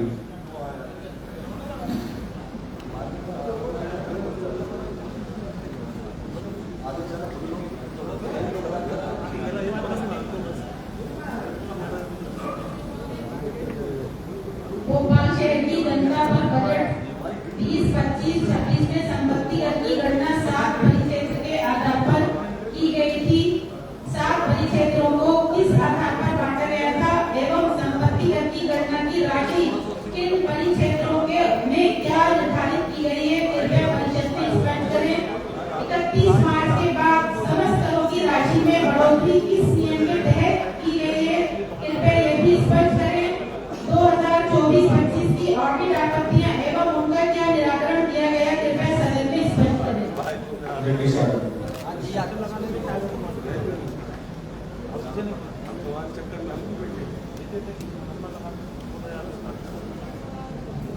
आदरणीय सभापति जी, माननीय महापौर जी, सामान्य सदस्य का प्रश्न है कि भोपाल शहर की जनता का बजट 2025-26 में संपत्ति कर की गणना 7 परिक्षेत्र के आधार पर की गई। 7 परिक्षेत्रों को किस आधार पर बांटा गया? एक संपत्ति कर की गणना की राशि किन परिक्षेत्रों में क्या निर्धारित की गई, कृपया परिषद में स्पष्ट करें। 31 मार्च के बाद समस्त करों की राशि में बढ़ोतरी किस किस नियम के तहत की गई, कृपया स्पष्ट। आपको डिग्री चाहिए नहीं तो बोल दो। बहुत बड़ा उत्तर है, सोचना कि प्रश्न काल आपके इसमें चला जाएगा। मैं पढ़ता हूँ। चलिए मैं इसकी समरी पढ़ लूंगी आप। देखिए, लोक नियम के आधार पर नगर पालिका निगम भोपाल के द्वारा महापौर संख्या क्रमांक 13/6/2000 को दी गई स्वीकृति के अनुसार नगर निगम क्षेत्र को परिक्षेत्रों का वर्गीकृत करते हुए वार्षिक भाड़ा मूल्य की दर को निर्धारण प्रथम बार किया गया। स्थायी आदेश क्रमांक 24/2000 की छायाप्रति 25 अपलोड है। पर 2003-4 महापौर परिषद संकल्प क्रमांक 22/2003 दिनांक 1/4/2003 के द्वारा नगर निगम क्षेत्रों को 5 परिक्षेत्रों में वर्गीकृत करते हुए वार्षिक मूल्य के लिए प्रत्यक्ष औद्योगिक परिक्षेत्र प्रथम भाग बनाया जाकर दरों का निर्धारण किया है, जिसमें भाग 56-63 के अंतर्गत औद्योगिक क्षेत्र में स्थित औद्योगिक इकाइयां औद्योगिक लघु उद्योग जो निगमित है, औद्योगिक क्षेत्र में स्थित तथा जिले औद्योगिक विकास केंद्र द्वारा अनुमति प्राप्त एक आवंटित से भूमि पर आवंटित हो के लिए प्रत्यक्ष निर्धारित की गई। इसका यानी 5/2003 की छाया होती 1 नंबर 2 पर। रुको जरा, सबर करो, सबर करो। 2008 में महापौर परिषद संकल्प क्रमांक 36/2008 दिनांक 16/1/2008 के द्वारा नगर निगम क्षेत्र को 8 परिक्षेत्रों में वर्गीकृत करते हुए 8वां औद्योगिक क्षेत्र परिक्षेत्र बनाया जाकर युक्तकरण करते हुए परिक्षेत्र दरों का निर्धारण किया गया। इसका आदेश क्रमांक 4/2008 की छाया होती 23 नंबर 3 पर। 2008 से लेकर 2025-26 तक 8 परिक्षेत्रों की यथावत मध्य प्रदेश नगर पालिका निगम 1956 की धारा 138 के साथ गठित धारा 433 तहत शासन द्वारा संपत्ति कर की गणना का प्रयोजन के लिए कर जोड़ की संपत्ति का मूल्य के निर्धारण के लिए मध्य प्रदेश नगर पालिका भवनों और भूमि के कर योग संपत्ति कर मूल्य के निर्धारण नियम 2020 प्रभाव से किए गए। चूंकि कलेक्टर गाइडलाइन में आवश्यक वर्षों से अधिक संपत्ति कर के दरों में वृद्धि हुई, इस कारण के सभी सरकारी संपत्तियां भवनों भूमियों ये संपत्ति पर 2024-25 में 45 परिक्षेत्र बाद 2.10% की वृद्धि वित्तीय वर्ष 2025-26 के लिए की गई। इस संबंध में जारी किए गए आदेश क्रमांक 2025 की छाया पेज नंबर 4 पर। दूसरा आपका वर्ष 2024-25 की हट के बाद का आपके जी मैंने एक चीज ये भी पूछी कि जो संपत्ति का बड़ा है वो किस नियम के तहत बड़ा है, तो वो नियम बता दीजिए मुझे। और ये जो आपने वार्ड 56 का बताया, वहाँ पर तो कहीं पर कम है और कहीं पर ज्यादा, वो क्यों है? वार्ड 56 पे जो कहीं कम कहीं ज्यादा, वो किस आधार पे बांटा है? कहीं कम कहीं ज्यादा। ये कठोर जो लघु उद्योग जो है उसके साथ बांटा जाएगा, जो औद्योगिक क्षेत्र बड़ा है। उसके अलावा भी आपने पढ़ा ना, पूरे में उद्योग को नहीं 56 में, मेरा 56 में उद्योग है, सारे जगह उद्योग है। 56 में 63 और ये बड़ा है तो आपने सत्र खत्म होने के बाद, फाइनेंशियल ईयर खत्म होने के बाद वो सेक्शन 135 में लिखा भी है, उसके बाद बड़ा है, उसके लिए दिया गया। अब ऐसे कितने पूरा प्रश्न पूछेंगे, आपकी बात में उत्तर आ जो पढ़ा है आपके कोई हर एक जवाब के बाद आप मेरा जवाब जो मैंने पढ़ा उसी में से क्वेश्चन बनाना कि जो मैंने क्वेश्चन लगाया उसका आंसर दिया, तो उस आंसर में यही तो क्वेश्चन में यही तो पूछा है कि भाई आपने परिक्षेत्र जो बांटा है वो किस आधार पे कहीं कम कहीं ज्यादा है अपने मन से? अगर मन से नहीं है तो फिर किस नियम से? और अगर मन सेक्शन 35 में लिखा है कि आप सेशन खत्म होने के बाद, वर्ष खत्म होने के बाद 31 मार्च से पहले बढ़ाया जाता है संपत्ति कर जो जनता के ऊपर टैक्स ठोके जा रहे हैं, तो वो नियम रूल तरीके से तो वो नियम मुझे पढ़ना है ना, तो वो नियम पूछ रही हूँ मैं, तो वो नियम नहीं पढ़ा मुझे, वो नियम धारा बताइए ना कौन सी धारा है? नियम 2020 के अंतर्गत नियम 52 के अनुसार नियम 2020 क्या होता है? नियम 5/2 5/2 कौन से अधिनियम का? नगर पालिका अधिनियम की बात हो रही है, लगी से नगर निगम अधिनियम 1956 है। मुझे लगता है एक भी तो बड़ी है, उसका नाम आप परिक्षेत्र के संबंध में जो चर्चा कर रहे थे, नगर पालिका अधिनियम के प्रावधानों के तहत ही परिक्षेत्र तय हुए हैं। और बजट पे ये बजट के समय सुनिए सुन तो लिया आपकी बात मैंने सुनी, आप मेरी भी सुन ली, तो सुनिए मैं जवाब नहीं दे रहा हूँ, मैं जवाब नहीं दे रहा हूँ, जो हुआ है मैं वो बता रहा हूँ, जो नहीं मेरे कर सकते। तो जब बजट प्रस्तुत किया गया था तो उस संबंध में परिक्षेत्र के संबंध में भी महापौर जी ने बजट के साथ कौन सा क्षेत्र बाढ़ के किस एरिया का कौन सा वाला पर्टिकुलर क्षेत्र है उसको किस परिक्षेत्र में रखा, ये बजट का हिस्सा था और उस समय चर्चा में आ चुका है। लगता आपका तो आप चर्चा करते तो मैंने मना नहीं किया, आप बोलते उस समय परिक्षेत्र के समय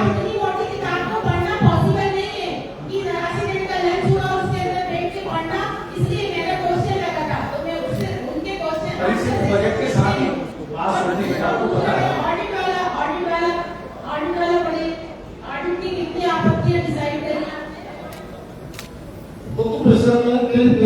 ये संबंध में ये है कि 2024-25 का अध्यक्षण प्रतिवेदन वर्तमान का काबिल आपत्तियां निराकरण प्रपोजल प्राप्त की। चलिए ठीक हो गया। अरे आपको आ गया ना उत्तर लिखने में आ गया। माना कि आप नेता प्रतिपक्ष है, इसका मतलब हर चीज का ही विरोध करें, ये भी ठीक नहीं है।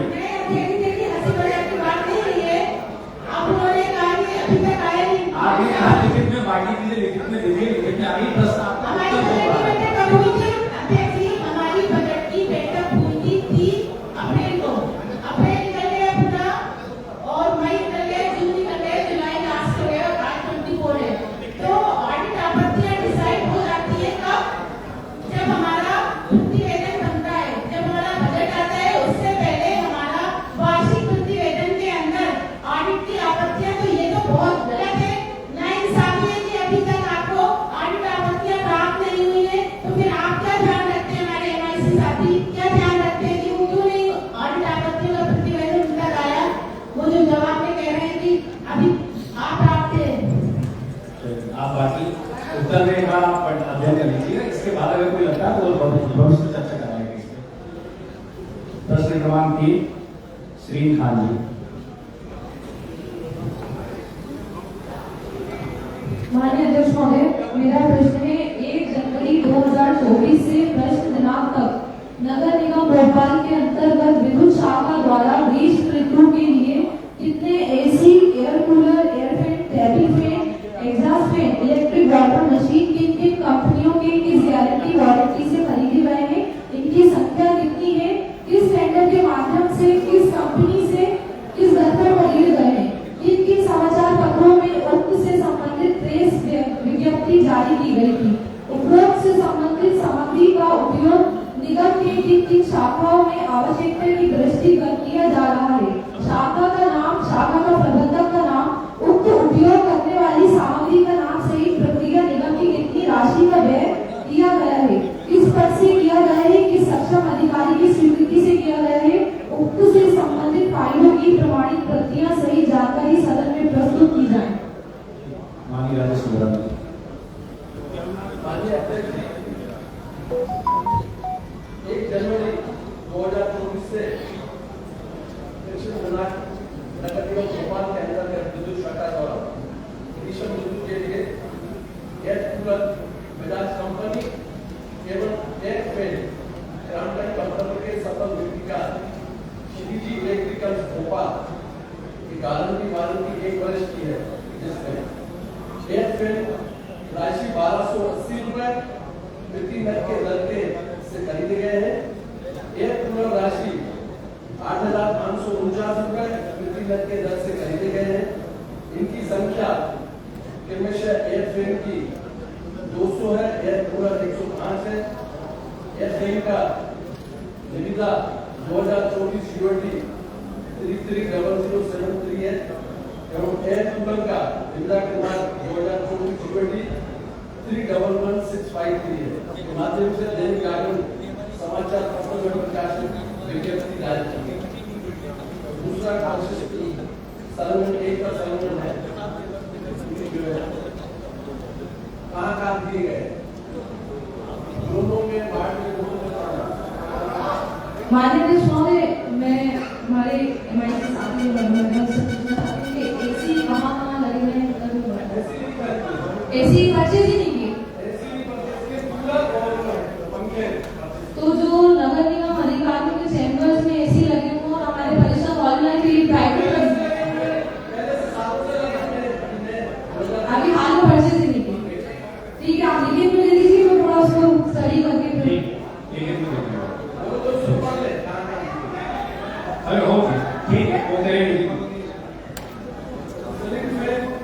वार्ड क्रमांक 26 में साक्षी ढाबा 4 बजे गोल्ड क्लास में से एक बना है।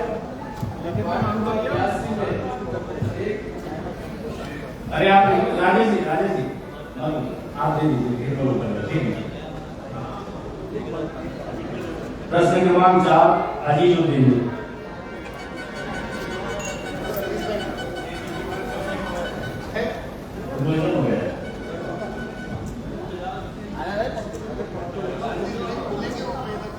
आनंद अग्रवाल जी आपके खड़े हो गए, आपस में सबसे आगे आपस में से चर्चा करेंगे। मेरा प्रश्न यह है कि वीआईपी रोड पे मार्केट बन रही है, तो उसका नाम दिया गया है चौपाटी। तो मैंने उसके संबंध में पूछा है, और फॉरेस्ट की जालियां लगी, उसको तोड़ के रास्ता भी बनाया गया है।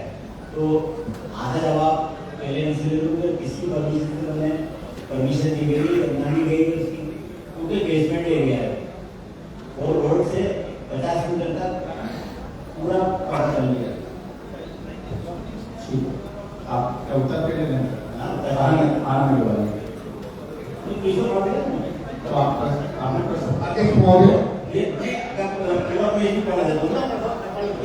आप जल्दी से पढ़ लीजिए, समय का ध्यान रखिए। निर्माण कार्य शालीमार गार्डन और मेरी रोड गार्डन के बीच किया गया है। नगर निगम के पेड़ काटकर रास्ता बनाया गया है, इसकी जानकारी आपस में चर्चा नहीं करें। और इस बात के साथ एक बात और कहना चाहता हूँ कि फॉरेस्ट की जालियां और पेड़ काटने का पहले भी मैंने मुद्दा उठाया था। आपने परिषद से बैठक में ये कहा था कि इसकी समिति बनी जाएगी, कोई हर्षद तिवारी नहीं है। आज तक उन्होंने ना तो मुझे फोन किया, ये अशोक गांधी जी बैठे ना उन्हें फोन किया, और ये दोनों सदस्य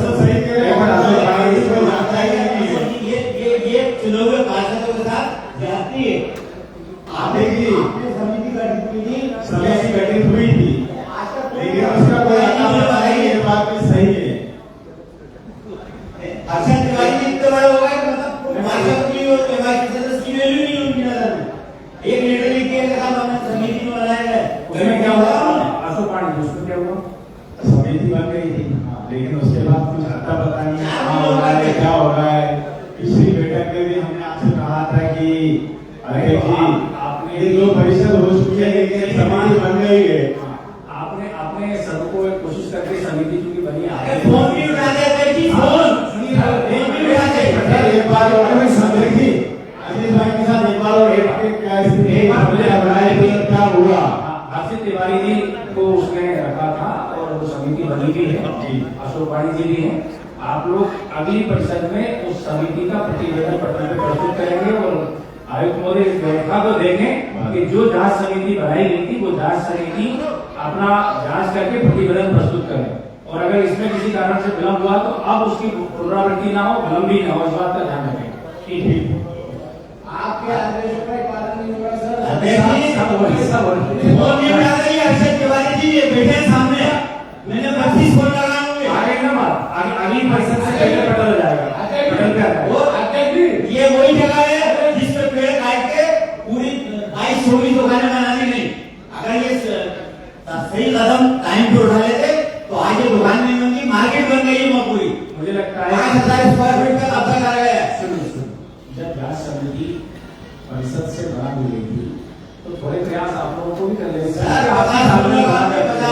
कि समिति वहां पर जाए। और मैं अभी फोन लगा रहा हूं आपके सामने, ये फोन भी उठा दे। अधिकारी काय के लिए होते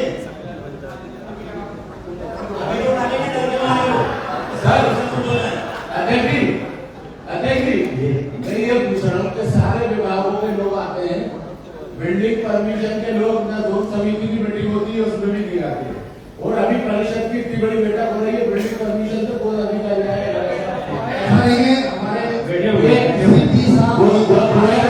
आप देख नहीं पाए। गोयल साहब सही अभी विषय पे रहिए ना भाई, विषयांतर मत होइए आप ऐसे।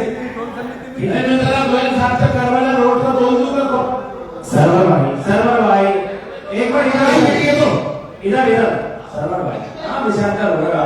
ठीक है, आनंद अग्रवाल जी अपना उत्तर पढ़िए।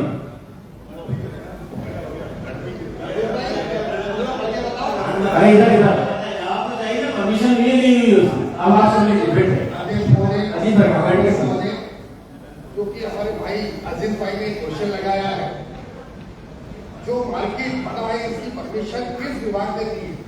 तो टीएनसीपी डिपार्टमेंट द्वारा परमिशन दी गई है इसकी, और इसके बाद फिर बिल्डिंग परमिशन नगर निगम द्वारा परमिशन दी गई 2022 परमिशन नंबर भी है। और ये जगह स्वयं खुद अविनाश अग्रवाल जी की जगह है, क्योंकि खतरा नंबर सहित पूरा टीएनसीपी द्वारा लेआउट है, और इसमें खतरे नंबर पूरे पढ़ के बताओ अजीत भाई।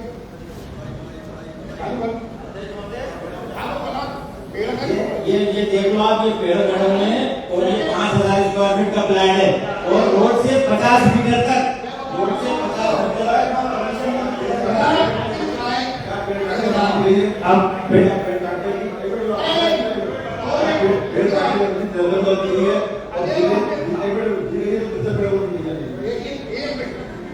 मेरा ये कहना है,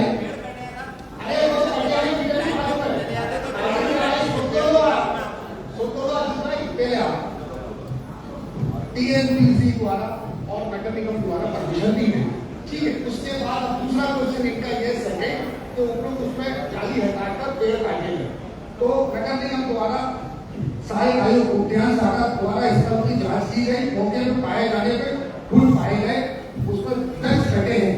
भूमि स्वामी द्वारा रिकॉर्ड के आधार पर संबंधित भूमि स्वामी अमरेश अग्रवाल शामला निवासी को नोटिस 18/2024 को जारी कर दिया गया। उसका कोई उत्तर नहीं आने पर उसके 25,000 रुपए का राशि का जुर्माना किया गया। 25,000 स्क्वायर फीट में 5,000 स्क्वायर फीट के पेड़ काट के उसने बिल्डिंग बना दी, मतलब नगर निगम सभी। अब मैं एक चीज, ये बिंदु भी क्या उस जांच समिति कोई प्रॉपर्टी है, कोई प्रॉपर्टी है जिसमें जुर्माना करा गया है, ये जानबूझ के जुर्माना करा गया है, ये नगर निगम की मिली भगत है, उसको जेड़ो एक और सब लोग हैं। सुनिए, एमआईसी मेंबर है, बात तो सुनिए छोटू भाई, एक मिनट अजीत भाई सुनिए। अरे भाई वो आपको जवाब दे रहे, वो तो सुनिए। अध्यक्ष महोदय, मेरा ये कहना है कि नगर निगम द्वारा उसकी जांच की गई और उसको जुर्माना किया गया। निश्चित मैं ये चाहता हूँ कि अगली बार अगली परिषद की बैठक में ये पेड़ कटिंग का मामला आया था, अजीत भाई ने उठाया था, उसमें जांच समिति बड़ी थी, पर निश्चित ही जांच समिति का आज तक सदन में कोई कार्रवाई के लिए कोई प्रश्न नहीं आया कि क्या कार्रवाई की। मैं खुद चाहता हूँ कि उसके खिलाफ एफआईआर दर्ज हो। ठीक, मेरा निवेदन ये है कि थाने में एफआईआर कराया जाए, ये जानबूझ के गोलमाल किया गया है। 25,000 स्क्वायर फीट जगह 25,000 में नगर। अच्छा, दूसरी चीज आप इसमें आ जाइए कि रोड से कितनी दूर पे आप परमिशन देंगे? वीआईपी रोड है। एक बार बाबूलाल गोड़ साहब की गाड़ी फंस गई थी, 2 शादियां उन्होंने सस्पेंड करे थे, 3 महीने तक सस्पेंड रहे थे, शालीमार और मेरी रोड, उसका भी ऐसा कोई दोबारा से तो आज चालू हो गए, तो दरवाजे चल रहा है, लकड़ी काट रहे हैं, ना धुन अध्यक्ष उसके था, ना जो डेढ़ ओवर बोलना चाहता, सिर्फ पैसों की सब लालच में लगे होंगे, सब पैसे कमा रहे हैं। मैं अध्यक्ष महोदय, इसमें भी जांच अजीत भाई, मैं आयुक्त महोदय के इस बात के लिए निर्देशित करता हूँ कि जो जांच समिति शालीमार गार्डन और बाकी के संबंध में जो इनके बिंदु मांगे पार्षद द्वारा उस समय बताए गए थे, उनकी जांच 1 सप्ताह के अंदर कराएं और अगली परिषद में उस जांच प्रतिवेदन को प्रस्तुत करें। आप स्वयं भी एक बार इसको खुद मॉनिटर करेगा। ठीक है अध्यक्ष महोदय, ये छोटा मामला नहीं है, बहुत बड़ा मामला है। 24 दुकानें वहाँ बन गई है, जिसे वही काम किया गया है। आप लोग की जांच समिति में आप लोग ही जाओगे ना? ठीक है, चलिए हो गई जांच प्रतिवेदन आप लोग ही करिएगा ना, जांच प्रतिवेदन आप लोग ही प्रस्तुत करेंगे ना? ठीक है,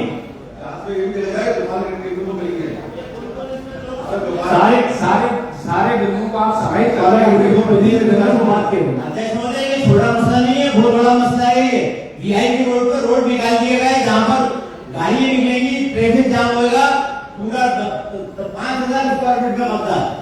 आप समझ नहीं रहे उस चीज को। मैं जो चीज उठा के लाया हूँ, अगर ये समय पे हर्षद तिवारी जी में एक्शन ले लेते तो आज बिल्डिंग नहीं बनती, ना 22 दुकानें बनती। ये पूरा दोष इन पे माना जाना चाहिए। जब आपने समिति बना दी थी 3 महीनों में, उन्होंने क्यों नहीं एक्शन लिया? कार क्यों नहीं रुकाया? उसने निरंतर दिन रात काम करा के 22 दुकानें बना दी वहां।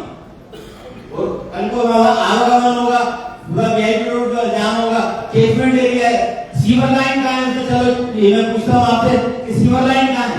अब सीवर कहाँ जाएगा? आप मेरी सुनिए, इस संबंध में जो पहले से जांच समिति बनाई गई उसके अंदर इन बिंदुओं पर ही आप लोग जांच करें और अगर कहीं कोई नियम विरुद्ध काम हुआ है तो उस पर कार्रवाई की जाएगी। धन्यवाद। अजीत भाई, आपका अगला प्रश्न आपके आप तो बहुत महान आदमी के नाम है। कंप्यूटर शाखा नगर निगम भोपाल में कितने कंप्यूटर ऑपरेटर सदस्य उनकी संख्या बताई जाए एवं पद स्थापना दिनांक योग्यता का प्रमाण पत्र सहित पटल पर मिलाया जाए। वर्तमान में 85 वार्डों में 21 जोनों में कितने कितने कंप्यूटर ऑपरेटर सदस्य सही लिखित जवाब परिषद ने दिया है। अंधेरी का क्या पद है इस विभाग में? उनका पद भी यहाँ डिक्लेयर किया जाए कि वो किस पद पे हैं और किसी को नौकरी पे रख सकते हैं या किसी को निकाल सकते हैं, किसी का ट्रांसफर कर सकते हैं, वो क्या ये भी बताया जाए। ठीक, आनंद अग्रवाल जी। अध्यक्ष महोदय, भोपाल नगर निगम कंप्यूटर शाखा द्वारा कंप्यूटर ऑपरेटर की कोई ऑपरेटर की नियुक्ति नहीं की जाती ऑपरेटर पद में, क्योंकि नियम अनुसार श्रमिक के रूप में हम रखे कंप्यूटर ऑपरेटर को रखते हैं, जो कि कुल संख्या हमारे पास 426 है, जिसमें वार्ड कानूनों में 85 वार्ड में 158 कंप्यूटर ऑपरेटर के रूप में काबिल है, जो 21 में टोटल 48 टोटल 206। उसके बाद संरक्षित अलग विभागों में, सभी विभागों में 220 अन्य डिपार्टमेंट में। अब आपने दूसरा को उसी में पूछा है कि अंग्रेजी वासी जी का क्या पद है? ये सहायक कंप्यूटर प्रोग्राम करते हैं। इसका आदेश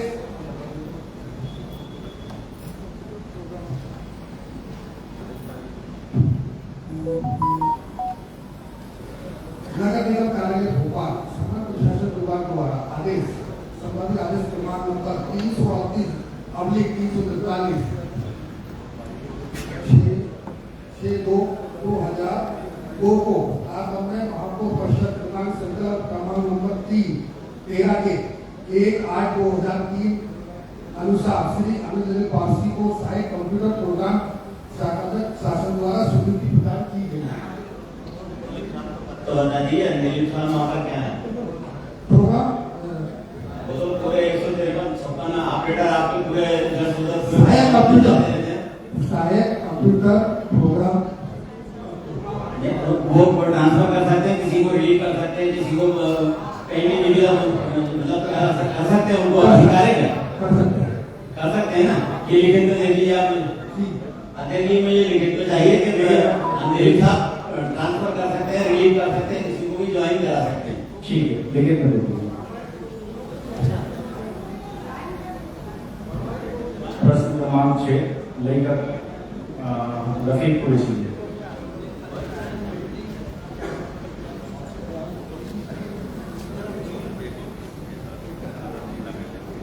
माननीय अध्यक्ष महोदय, मैं सबसे पहले कहना चाहूंगी हमारी महापौर और कमिश्नर साहब और पार्षदगण सभी को बधाई देना चाहती हूँ जो भोपाल सेकंड नंबर पर आया है साफ सफाई में, तो सभी को बहुत बहुत बधाई, शुभकामनाएं।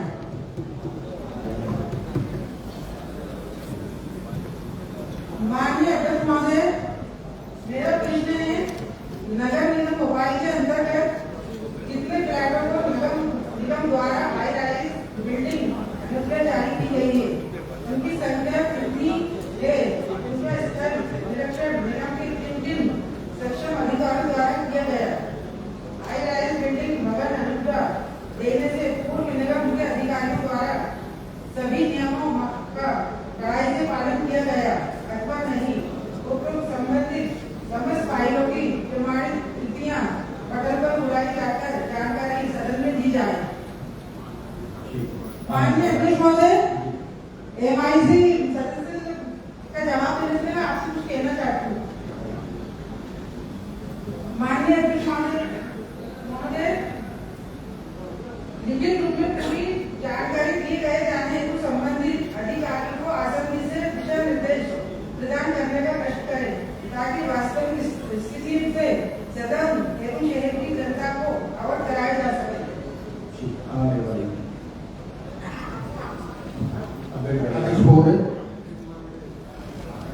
भोपाल नगर निगम के अंतर्गत वर्तमान परिषद कार्यकाल मिला 31/7/2022 से 25 आज तक पर संदिग्ध सूची अनुसार हाईलाइट बिल्डिंग 30 मीटर से अधिक ऊंचाई की भवन अनुग्रह शाखा जारी की गई है। स्वीकृति हाईलाइट भवनों का निरीक्षण भवन अनुग्रह शाखा संबंधित जोन के सहायक यंत्री द्वारा अंतर्गत किया जाता है।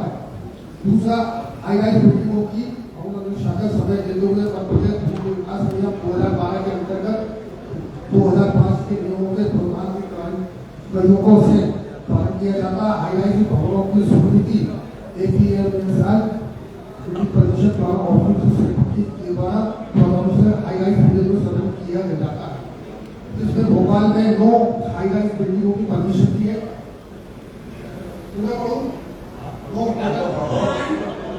आप ये लिखित में दिलवा दीजिएगा। ठीक, लिखित में दे दीजिए।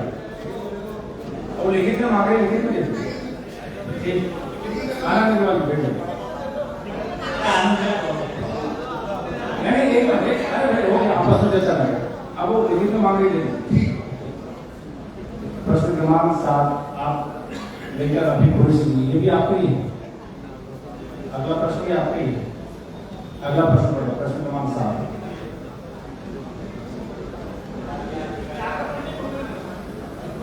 आपके प्रश्न है।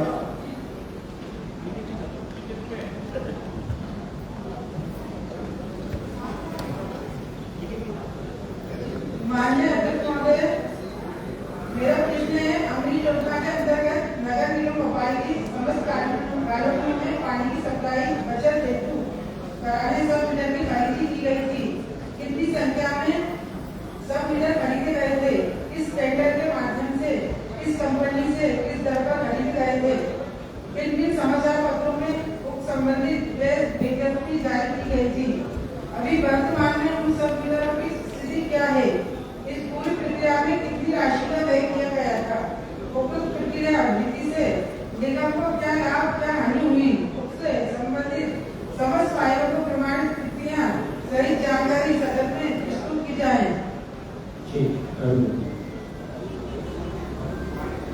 माननीय अध्यक्ष महोदय, हमारी बहन का सवाल का मैं जवाब देने जा रहा हूँ।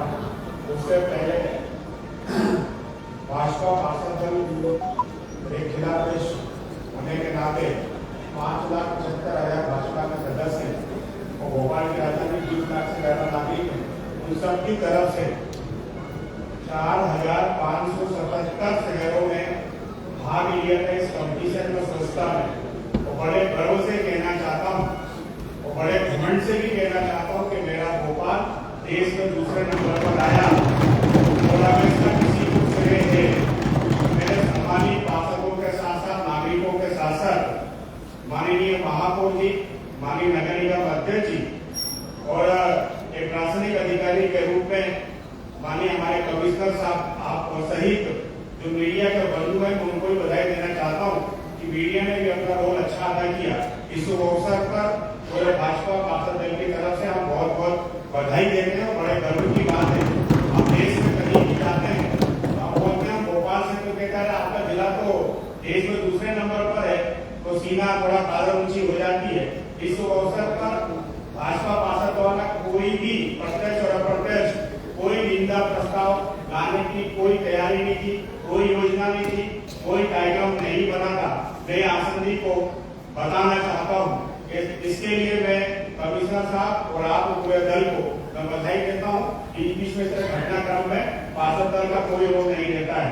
एक तो ये, दूसरा हमारी बहन ने जो सवाल क्वेश्चन लगाया है तो मैं थोड़ा चाहूंगा कि हमारी बहन का जो भी सवाल तैयार करवाता है या क्वेश्चन लगवाता है थोड़ा वो पढ़ लिया करे, वो शास्त्र और शस्त्र के बारे में के साथ साथ संविधान के बारे में पढ़ लिया करे। नगर निगम ने आज तक के इतिहास में किसी भी तरह का सब मीटर नहीं खरीदा है और पहली बार सब मीटर किसे कहते हैं इसके बारे में भी अध्ययन की जरूरत है। जैसा हम मकान मालिक होते किराएदार को 10-5 अपन नहीं छोटे-छोटे मीटर लगा देते हैं, उसको सब मीटर देते हैं। नगर निगम में ठंडा पानी नहीं करती, नगर निगम सीधे 3 मेटर लगाती है, तो सीधे नगर बिजली जो लगा आप सदन को घुमा रहे हैं, गोलमाल जवाब दे रहे हैं आप। मेरे बड़े भाई आप गोलमाल घुमा रहे हैं, सदन को गुमराह कर रहे हैं। आपका जवाब सही नहीं है। नायिका जी आप सुन लीजिए, आपका जवाब बिल्कुल सही नहीं है। कंप्यूटर लगाए गए क्यों नहीं लगाए गए? अब आप तो सोचे मुझे जवाब सुनिए, अध्यक्ष आप जवाब गलत कह रहे हैं ना, गोलमाल होगा ना। मैं सदन के सामने कह रहा हूँ कि सब कलेक्टर नाम की कोई धरती पर नगर निगम नहीं लगाता है, कोई बिजली कोई किराएदार नहीं लगता है, इसलिए इसका जवाब नहीं किया। मुझे समझ में नहीं आ रहा, और अगली बार जो भी सवाल लगा मेरे विभागों को लेकर थोड़ा पढ़ लिख कर लगा, समझ कर लगा। ठीक। माननीय अध्यक्ष महोदय, अब हो गया आपकी बात। मैं ये पूछना चाहती हूँ कि कंप्यूटर बोलना ही लगाए नहीं जाते, तो ये लगाए जाते हैं, लगाए गए इसलिए तो क्वेश्चन लगा है मेरा। कहाँ लगे? कहाँ लगे? कहाँ लगे? कानून में लगते हैं, कहाँ लगते हैं? नगर निगम नहीं लगाता है, इसमें लगाए, नगर निगम में लगाए, किसने लगाया? सब मीटर नगर निगम नहीं लगाता है। जब एमआईसी के अंदर जवाब दे रहे हैं तो आप बात क्यों नहीं मान रहे? तो आप मुझे लिखित में कहिए, ठीक है, ठीक है। पूरी जानकारी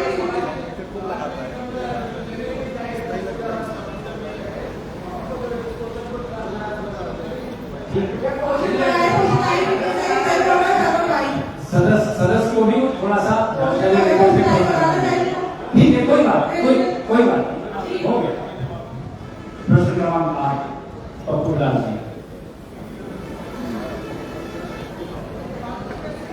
अध्यक्ष महोदय, मेरा प्रश्न है कि नगर निगम भोपाल अंतर्गत त्योहारों पर मास्क बिक्री प्रतिबंधित है की जाती है, उन त्योहारों में सूची परिषद के सदस्यों को सामने रखने का स्तर है।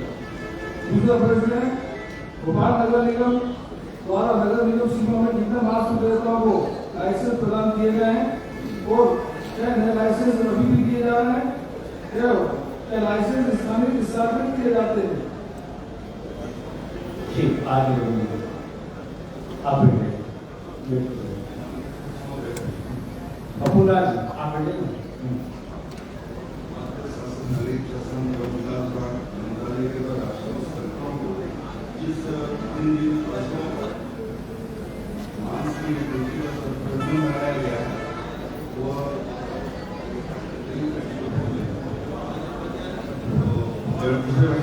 माननीय अध्यक्ष महोदय, इसमें गणतंत्र दिवस, गांधी निर्वाण दिवस, महावीर जयंती, बुद्ध जयंती, स्वतंत्रता दिवस, रामनवमी, 2/11, पर्यावरण पर्व का प्रथम दिन, पर्यावरण पर्व का अंतिम दिन, अनंत चतुर्दशी, जन्माष्टमी, संत श्री तारण जयंती, पर्यावरण पर्व में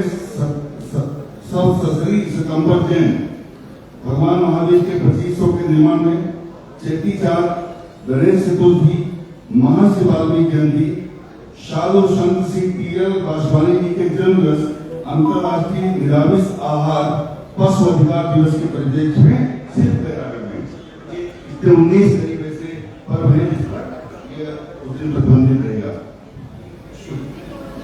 हमारे भारत का एक धार्मिक त्योहार महाशिवरात्रि के दिन मास्क पर प्रतिबंध नहीं लगाया गया है। मैं ये बात करता हूँ कि उसके अंदर किसानी फसल विभाग के जो भी विभाग है उसको ये पत्र भेजकर शिवरात्रि में तो मास्क प्रतिबंध लगाने की मांग की जाए। और मेरा दूसरा प्रश्न,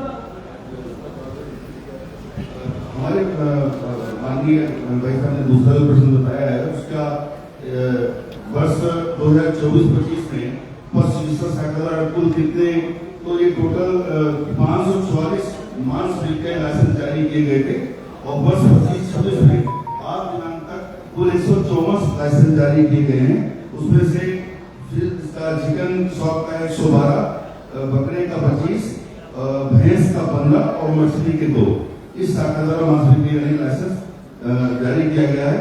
इसमें लाइसेंस स्थानांतरित करने का कोई प्रावधान नहीं किया गया है, कोई लाइसेंस स्थानांतरित नहीं होता।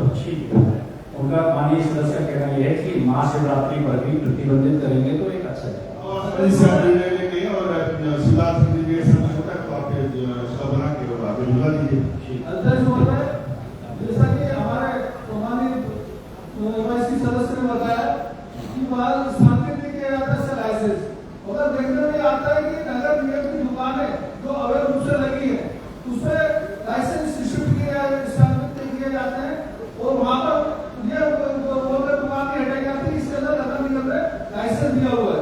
तो मेरे उसमें मैं जानना चाहता हूँ अगर सांकेतिक नहीं आए थे जो पहले श्रीवास्तव डॉक्टर थे उन्हें लगातार सांकेतिक किए कई आप उसकी सूची मंगा लें 100 से ये उसका सहायक अधिकारी है, स्वास्थ्य अधिकारी से सूची मंगा लीजिए, मालूम करिए 50 लाइसेंस 1000 लाइसेंस के बाद 500 सदस्य ने बताया कि 500 लाइसेंस की सूची अधिकारी लाइसेंस लेकिन भोपाल के अंदर लेके तो 5 से 10,000 दुकानें भोपाल शहर में लगी हुई है और लगातार यहाँ पर होती दूसरे स्थान पर खुल जाती है, नई दुकान होती तो नगर निगम क्या कर रहा है, नगर निगम के अधिकारी क्या कर रहे हैं, दुकान नई दुकान और मैंने जैसे ही बताया कि अगर भूतियों के अंदर लाइसेंस स्थापित किया जाता है तो बाद में कहा जाता है कि दुकान में लाइसेंस दिया गया। मैं आपको इस संबंध में बताना चाहता हूँ कि पहले भी सदन में इस विषय पे चर्चा हुई थी और आयुक्त महोदय को इस बात के लिए निर्देशित किया गया था कि कहीं भी अवैध अतिक्रमण रखकर गुमटियों पर इस प्रकार के लाइसेंस जारी ना हो, इस प्रकार की व्यवस्था और मुझे लगता है उस समय में आयुक्त महोदय द्वारा आदेश भी जारी किए गए थे संबंधित विभागों को। तो अगर आपके पास इसके बाद भी अगर ऐसी कोई शिकायत आपके पास आती है तो एक बार आप चाहे महापौर जी मुझे या आयुक्त महोदय तीनों में से किसी को पता करें, कार्रवाई करें। माननीय अध्यक्ष महोदय, प्रदेश से बुद्धिया डॉक्टर धार्मिक स्थलों का पास में अगला प्रश्न आपके ही दुकानों का प्रतिबंधित किया था, दुकानें कुछ समय के लिए बंद हुई, फिर वो धार्मिक स्थलों के पास दुकानें खुल गई, इसको और भी कार्रवाई होना चाहिए क्योंकि मुख्यमंत्री जी का आदेश है कि धार्मिक स्थलों के आसपास दुकानें नहीं होना चाहिए। आयुक्त महोदय ये सुनिश्चित करेंगे, माननीय मुख्यमंत्री जी ने इस संबंध में जो घोषणा की थी उसका अक्षर सा पालन हो, अगर कहीं कोई निगम में इस व्यवस्था को और बेहतर करने की जरूरत है तो उसको भी ठीक करें। ठीक, अगला भी प्रश्न आपका है। माननीय अध्यक्ष महोदय, मेरा दूसरा प्रश्न। माननीय अध्यक्ष महोदय, पप्पू विलास जी ने जो क्वेश्चन लगाया है अभी बोला है मीट की शॉप का, तो मैं आपसे कहना चाहती हूँ कि ये पीला बेटा नहीं, अब वो मीट शॉप लाइसेंस बनवाने जाते हैं, मीट शॉप के दुकानदार तो उनसे पैसे मांगती है और लाइसेंस भी नहीं बनाती। आपसे सुन तो लीजिए, मैं अगला प्रश्न का भूल चुका हूँ, पप्पू विलास जी का अगला प्रश्न। अभी वर्तमान में नगर निगम द्वारा संचालित भोपाल में वाहन पार्किंग स्थलों से कितना राजस्व प्राप्त हो रहा है और नगर निगम में से ठेकेदार से अनुमति प्राप्त ठेकेदारों की वसूली की जाती है, तब कितना राजस्व प्राप्त होता है, इन दोनों की जानकारी देने का प्रश्न है। दूसरा प्रश्न मेरा, नगर निगम भोपाल द्वारा पार्किंग फीस बढ़ाने के बाद कितनी बार नगर निगम द्वारा निकाय कराई गई और कितने ठेकेदारों ने इसके अंदर भाग लिया, क्या भविष्य में नगर निगम की कोई दर कम करने की योजना है क्या? ठीक, जल्दी से बताइए। आदरणीय सभापति महोदय, आदरणीय महापौर जी, सम्मानीय सदस्य का प्रश्न पार्किंग से संबंधित है। निगम जो पार्किंग चला रहा है वर्ष 2024-25 उसकी पार्किंग की राशि है 51,50,336। तो जो टेंडर में सरकारी पार्किंग हो रही है उसका 1,13,41,133 रुपये राजस्व प्राप्त हो रही है। दूसरा प्रश्न आपका ये है कि कितने टेंडर डले, नगर निगम भोपाल द्वारा पार्किंग की दर में कोई वृद्धि नहीं की गई है। इसका आदेश क्रमांक 2/2024 के अनुसार ही दर निर्धारित है। उपरोक्त संदर्भ हेतु स्थायी आदेश की सहायक कॉपी सदन में पेज नंबर 1 पार्किंग की योजनाएं देने हेतु 4 पेज बनाए गए। पेज क्रमांक DNCP ARK 004 में 5 मिलीमीटर, पेज क्रमांक DNCP ARK 007 में 7 मिलीमीटर, पेज क्रमांक DNCP ARK 008 में 6 मिलीमीटर, पेज क्रमांक DNCP ARK 009 में 6 मिलीमीटर जारी की गई है। उक्त कैटेगरी में कोई भी ऑफर अभी तक प्राप्त नहीं हुए। नगर निगम द्वारा जो दरें निर्धारित की गई है उन्हें कम करने के संबंध में कोई निर्देश प्राप्त नहीं हुए। निर्देश खिलाफ होने पर कार्रवाई की है। आज भोपाल के प्रमुख समाचार पत्र दैनिक भास्कर ने प्रकाशित किया है कि 5 दिनों से पहले कितनी राजस्व प्राप्ति होती थी और आज के वर्तमान के अंदर कितनी राजस्व प्राप्ति होगी। नगर निगम के कर्मचारियों के नाम से अवैध रूप से तथाकथित लोग उसका नाम वसूली कर रहे हैं और नगर निगम द्वारा इतनी ज्यादा दरें बढ़ाती है कि कोई निवेशक भाग नहीं लेता, क्योंकि और भाग लेगा तो उसके अंदर उसको गुस्सा नहीं होगा, इसीलिए उसके अंदर भाग नहीं लेते।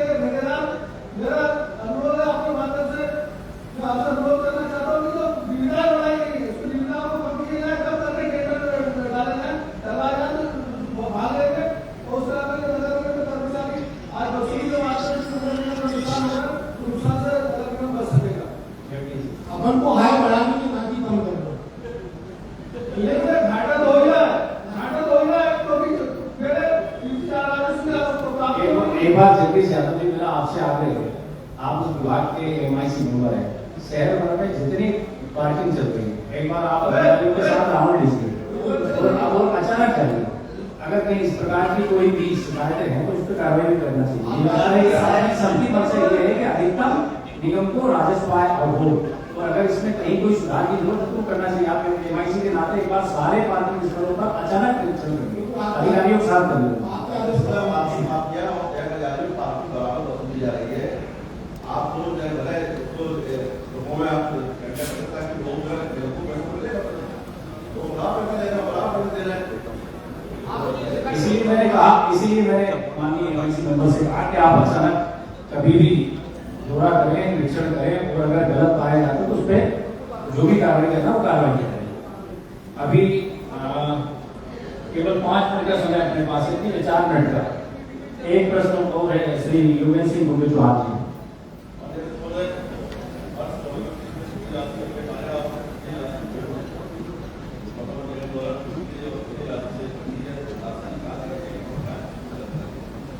जितेंद्र शुक्ला जी।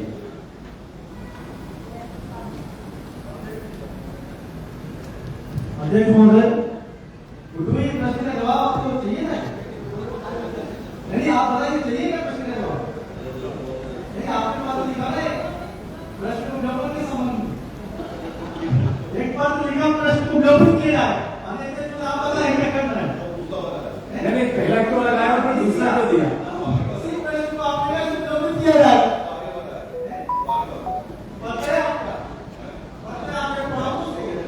देखिए, मैं आज इस अवसर पर सभी माननीय सदस्यों से आग्रह करता हूँ, एक बार बोले तो इधर अगर हम प्रश्न लगाएं तो जिम्मेदारी के साथ लगाएं, फिर जवाब का भी इंतजार करें और जवाब सुनने की भी अपन चेष्टा करें, क्योंकि ये बहुत गंभीर चीज होती है। वरना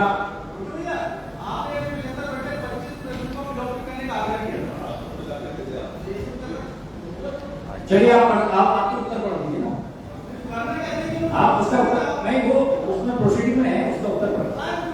अरे वो गुड्डू भाई ने बताया कि मैं बता जितेंद्र शुक्ला जी, गुड्डू भाई इंसान वकील निकलने के बाद वापस किया, आप उत्तर पढ़ दीजिए। एक बार आप सुन लीजिए ना।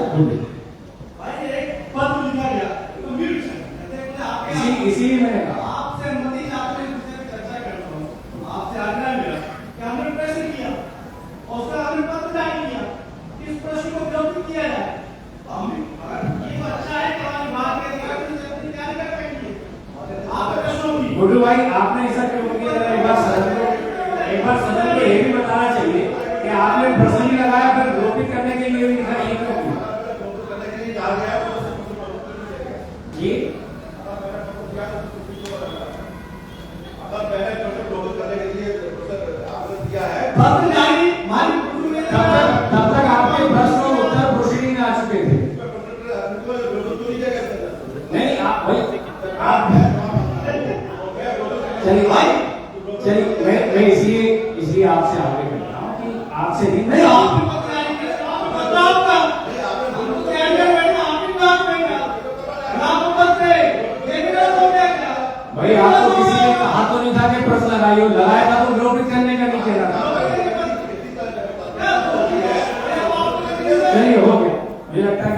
आपका जितेंद्र एक मिनट का टाइम है, जिम्मेदारी से आपको व्यवस्था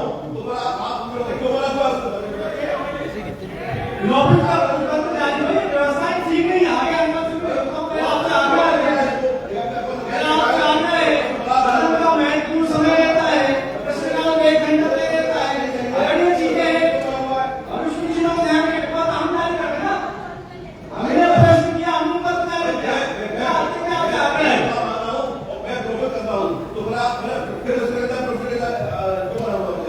नहीं, विलोपित आप नहीं कर सकते। विलोपित आप कैसे कर लेंगे भाई?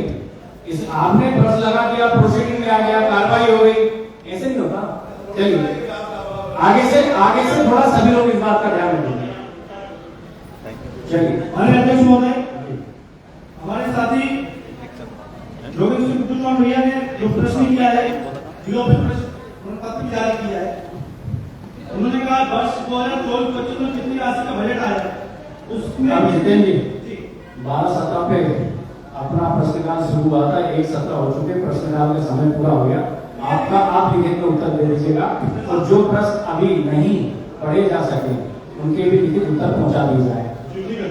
अब भोजन तैयार है और गर्मा गर्म भोजन का सब लोग आनंद लें।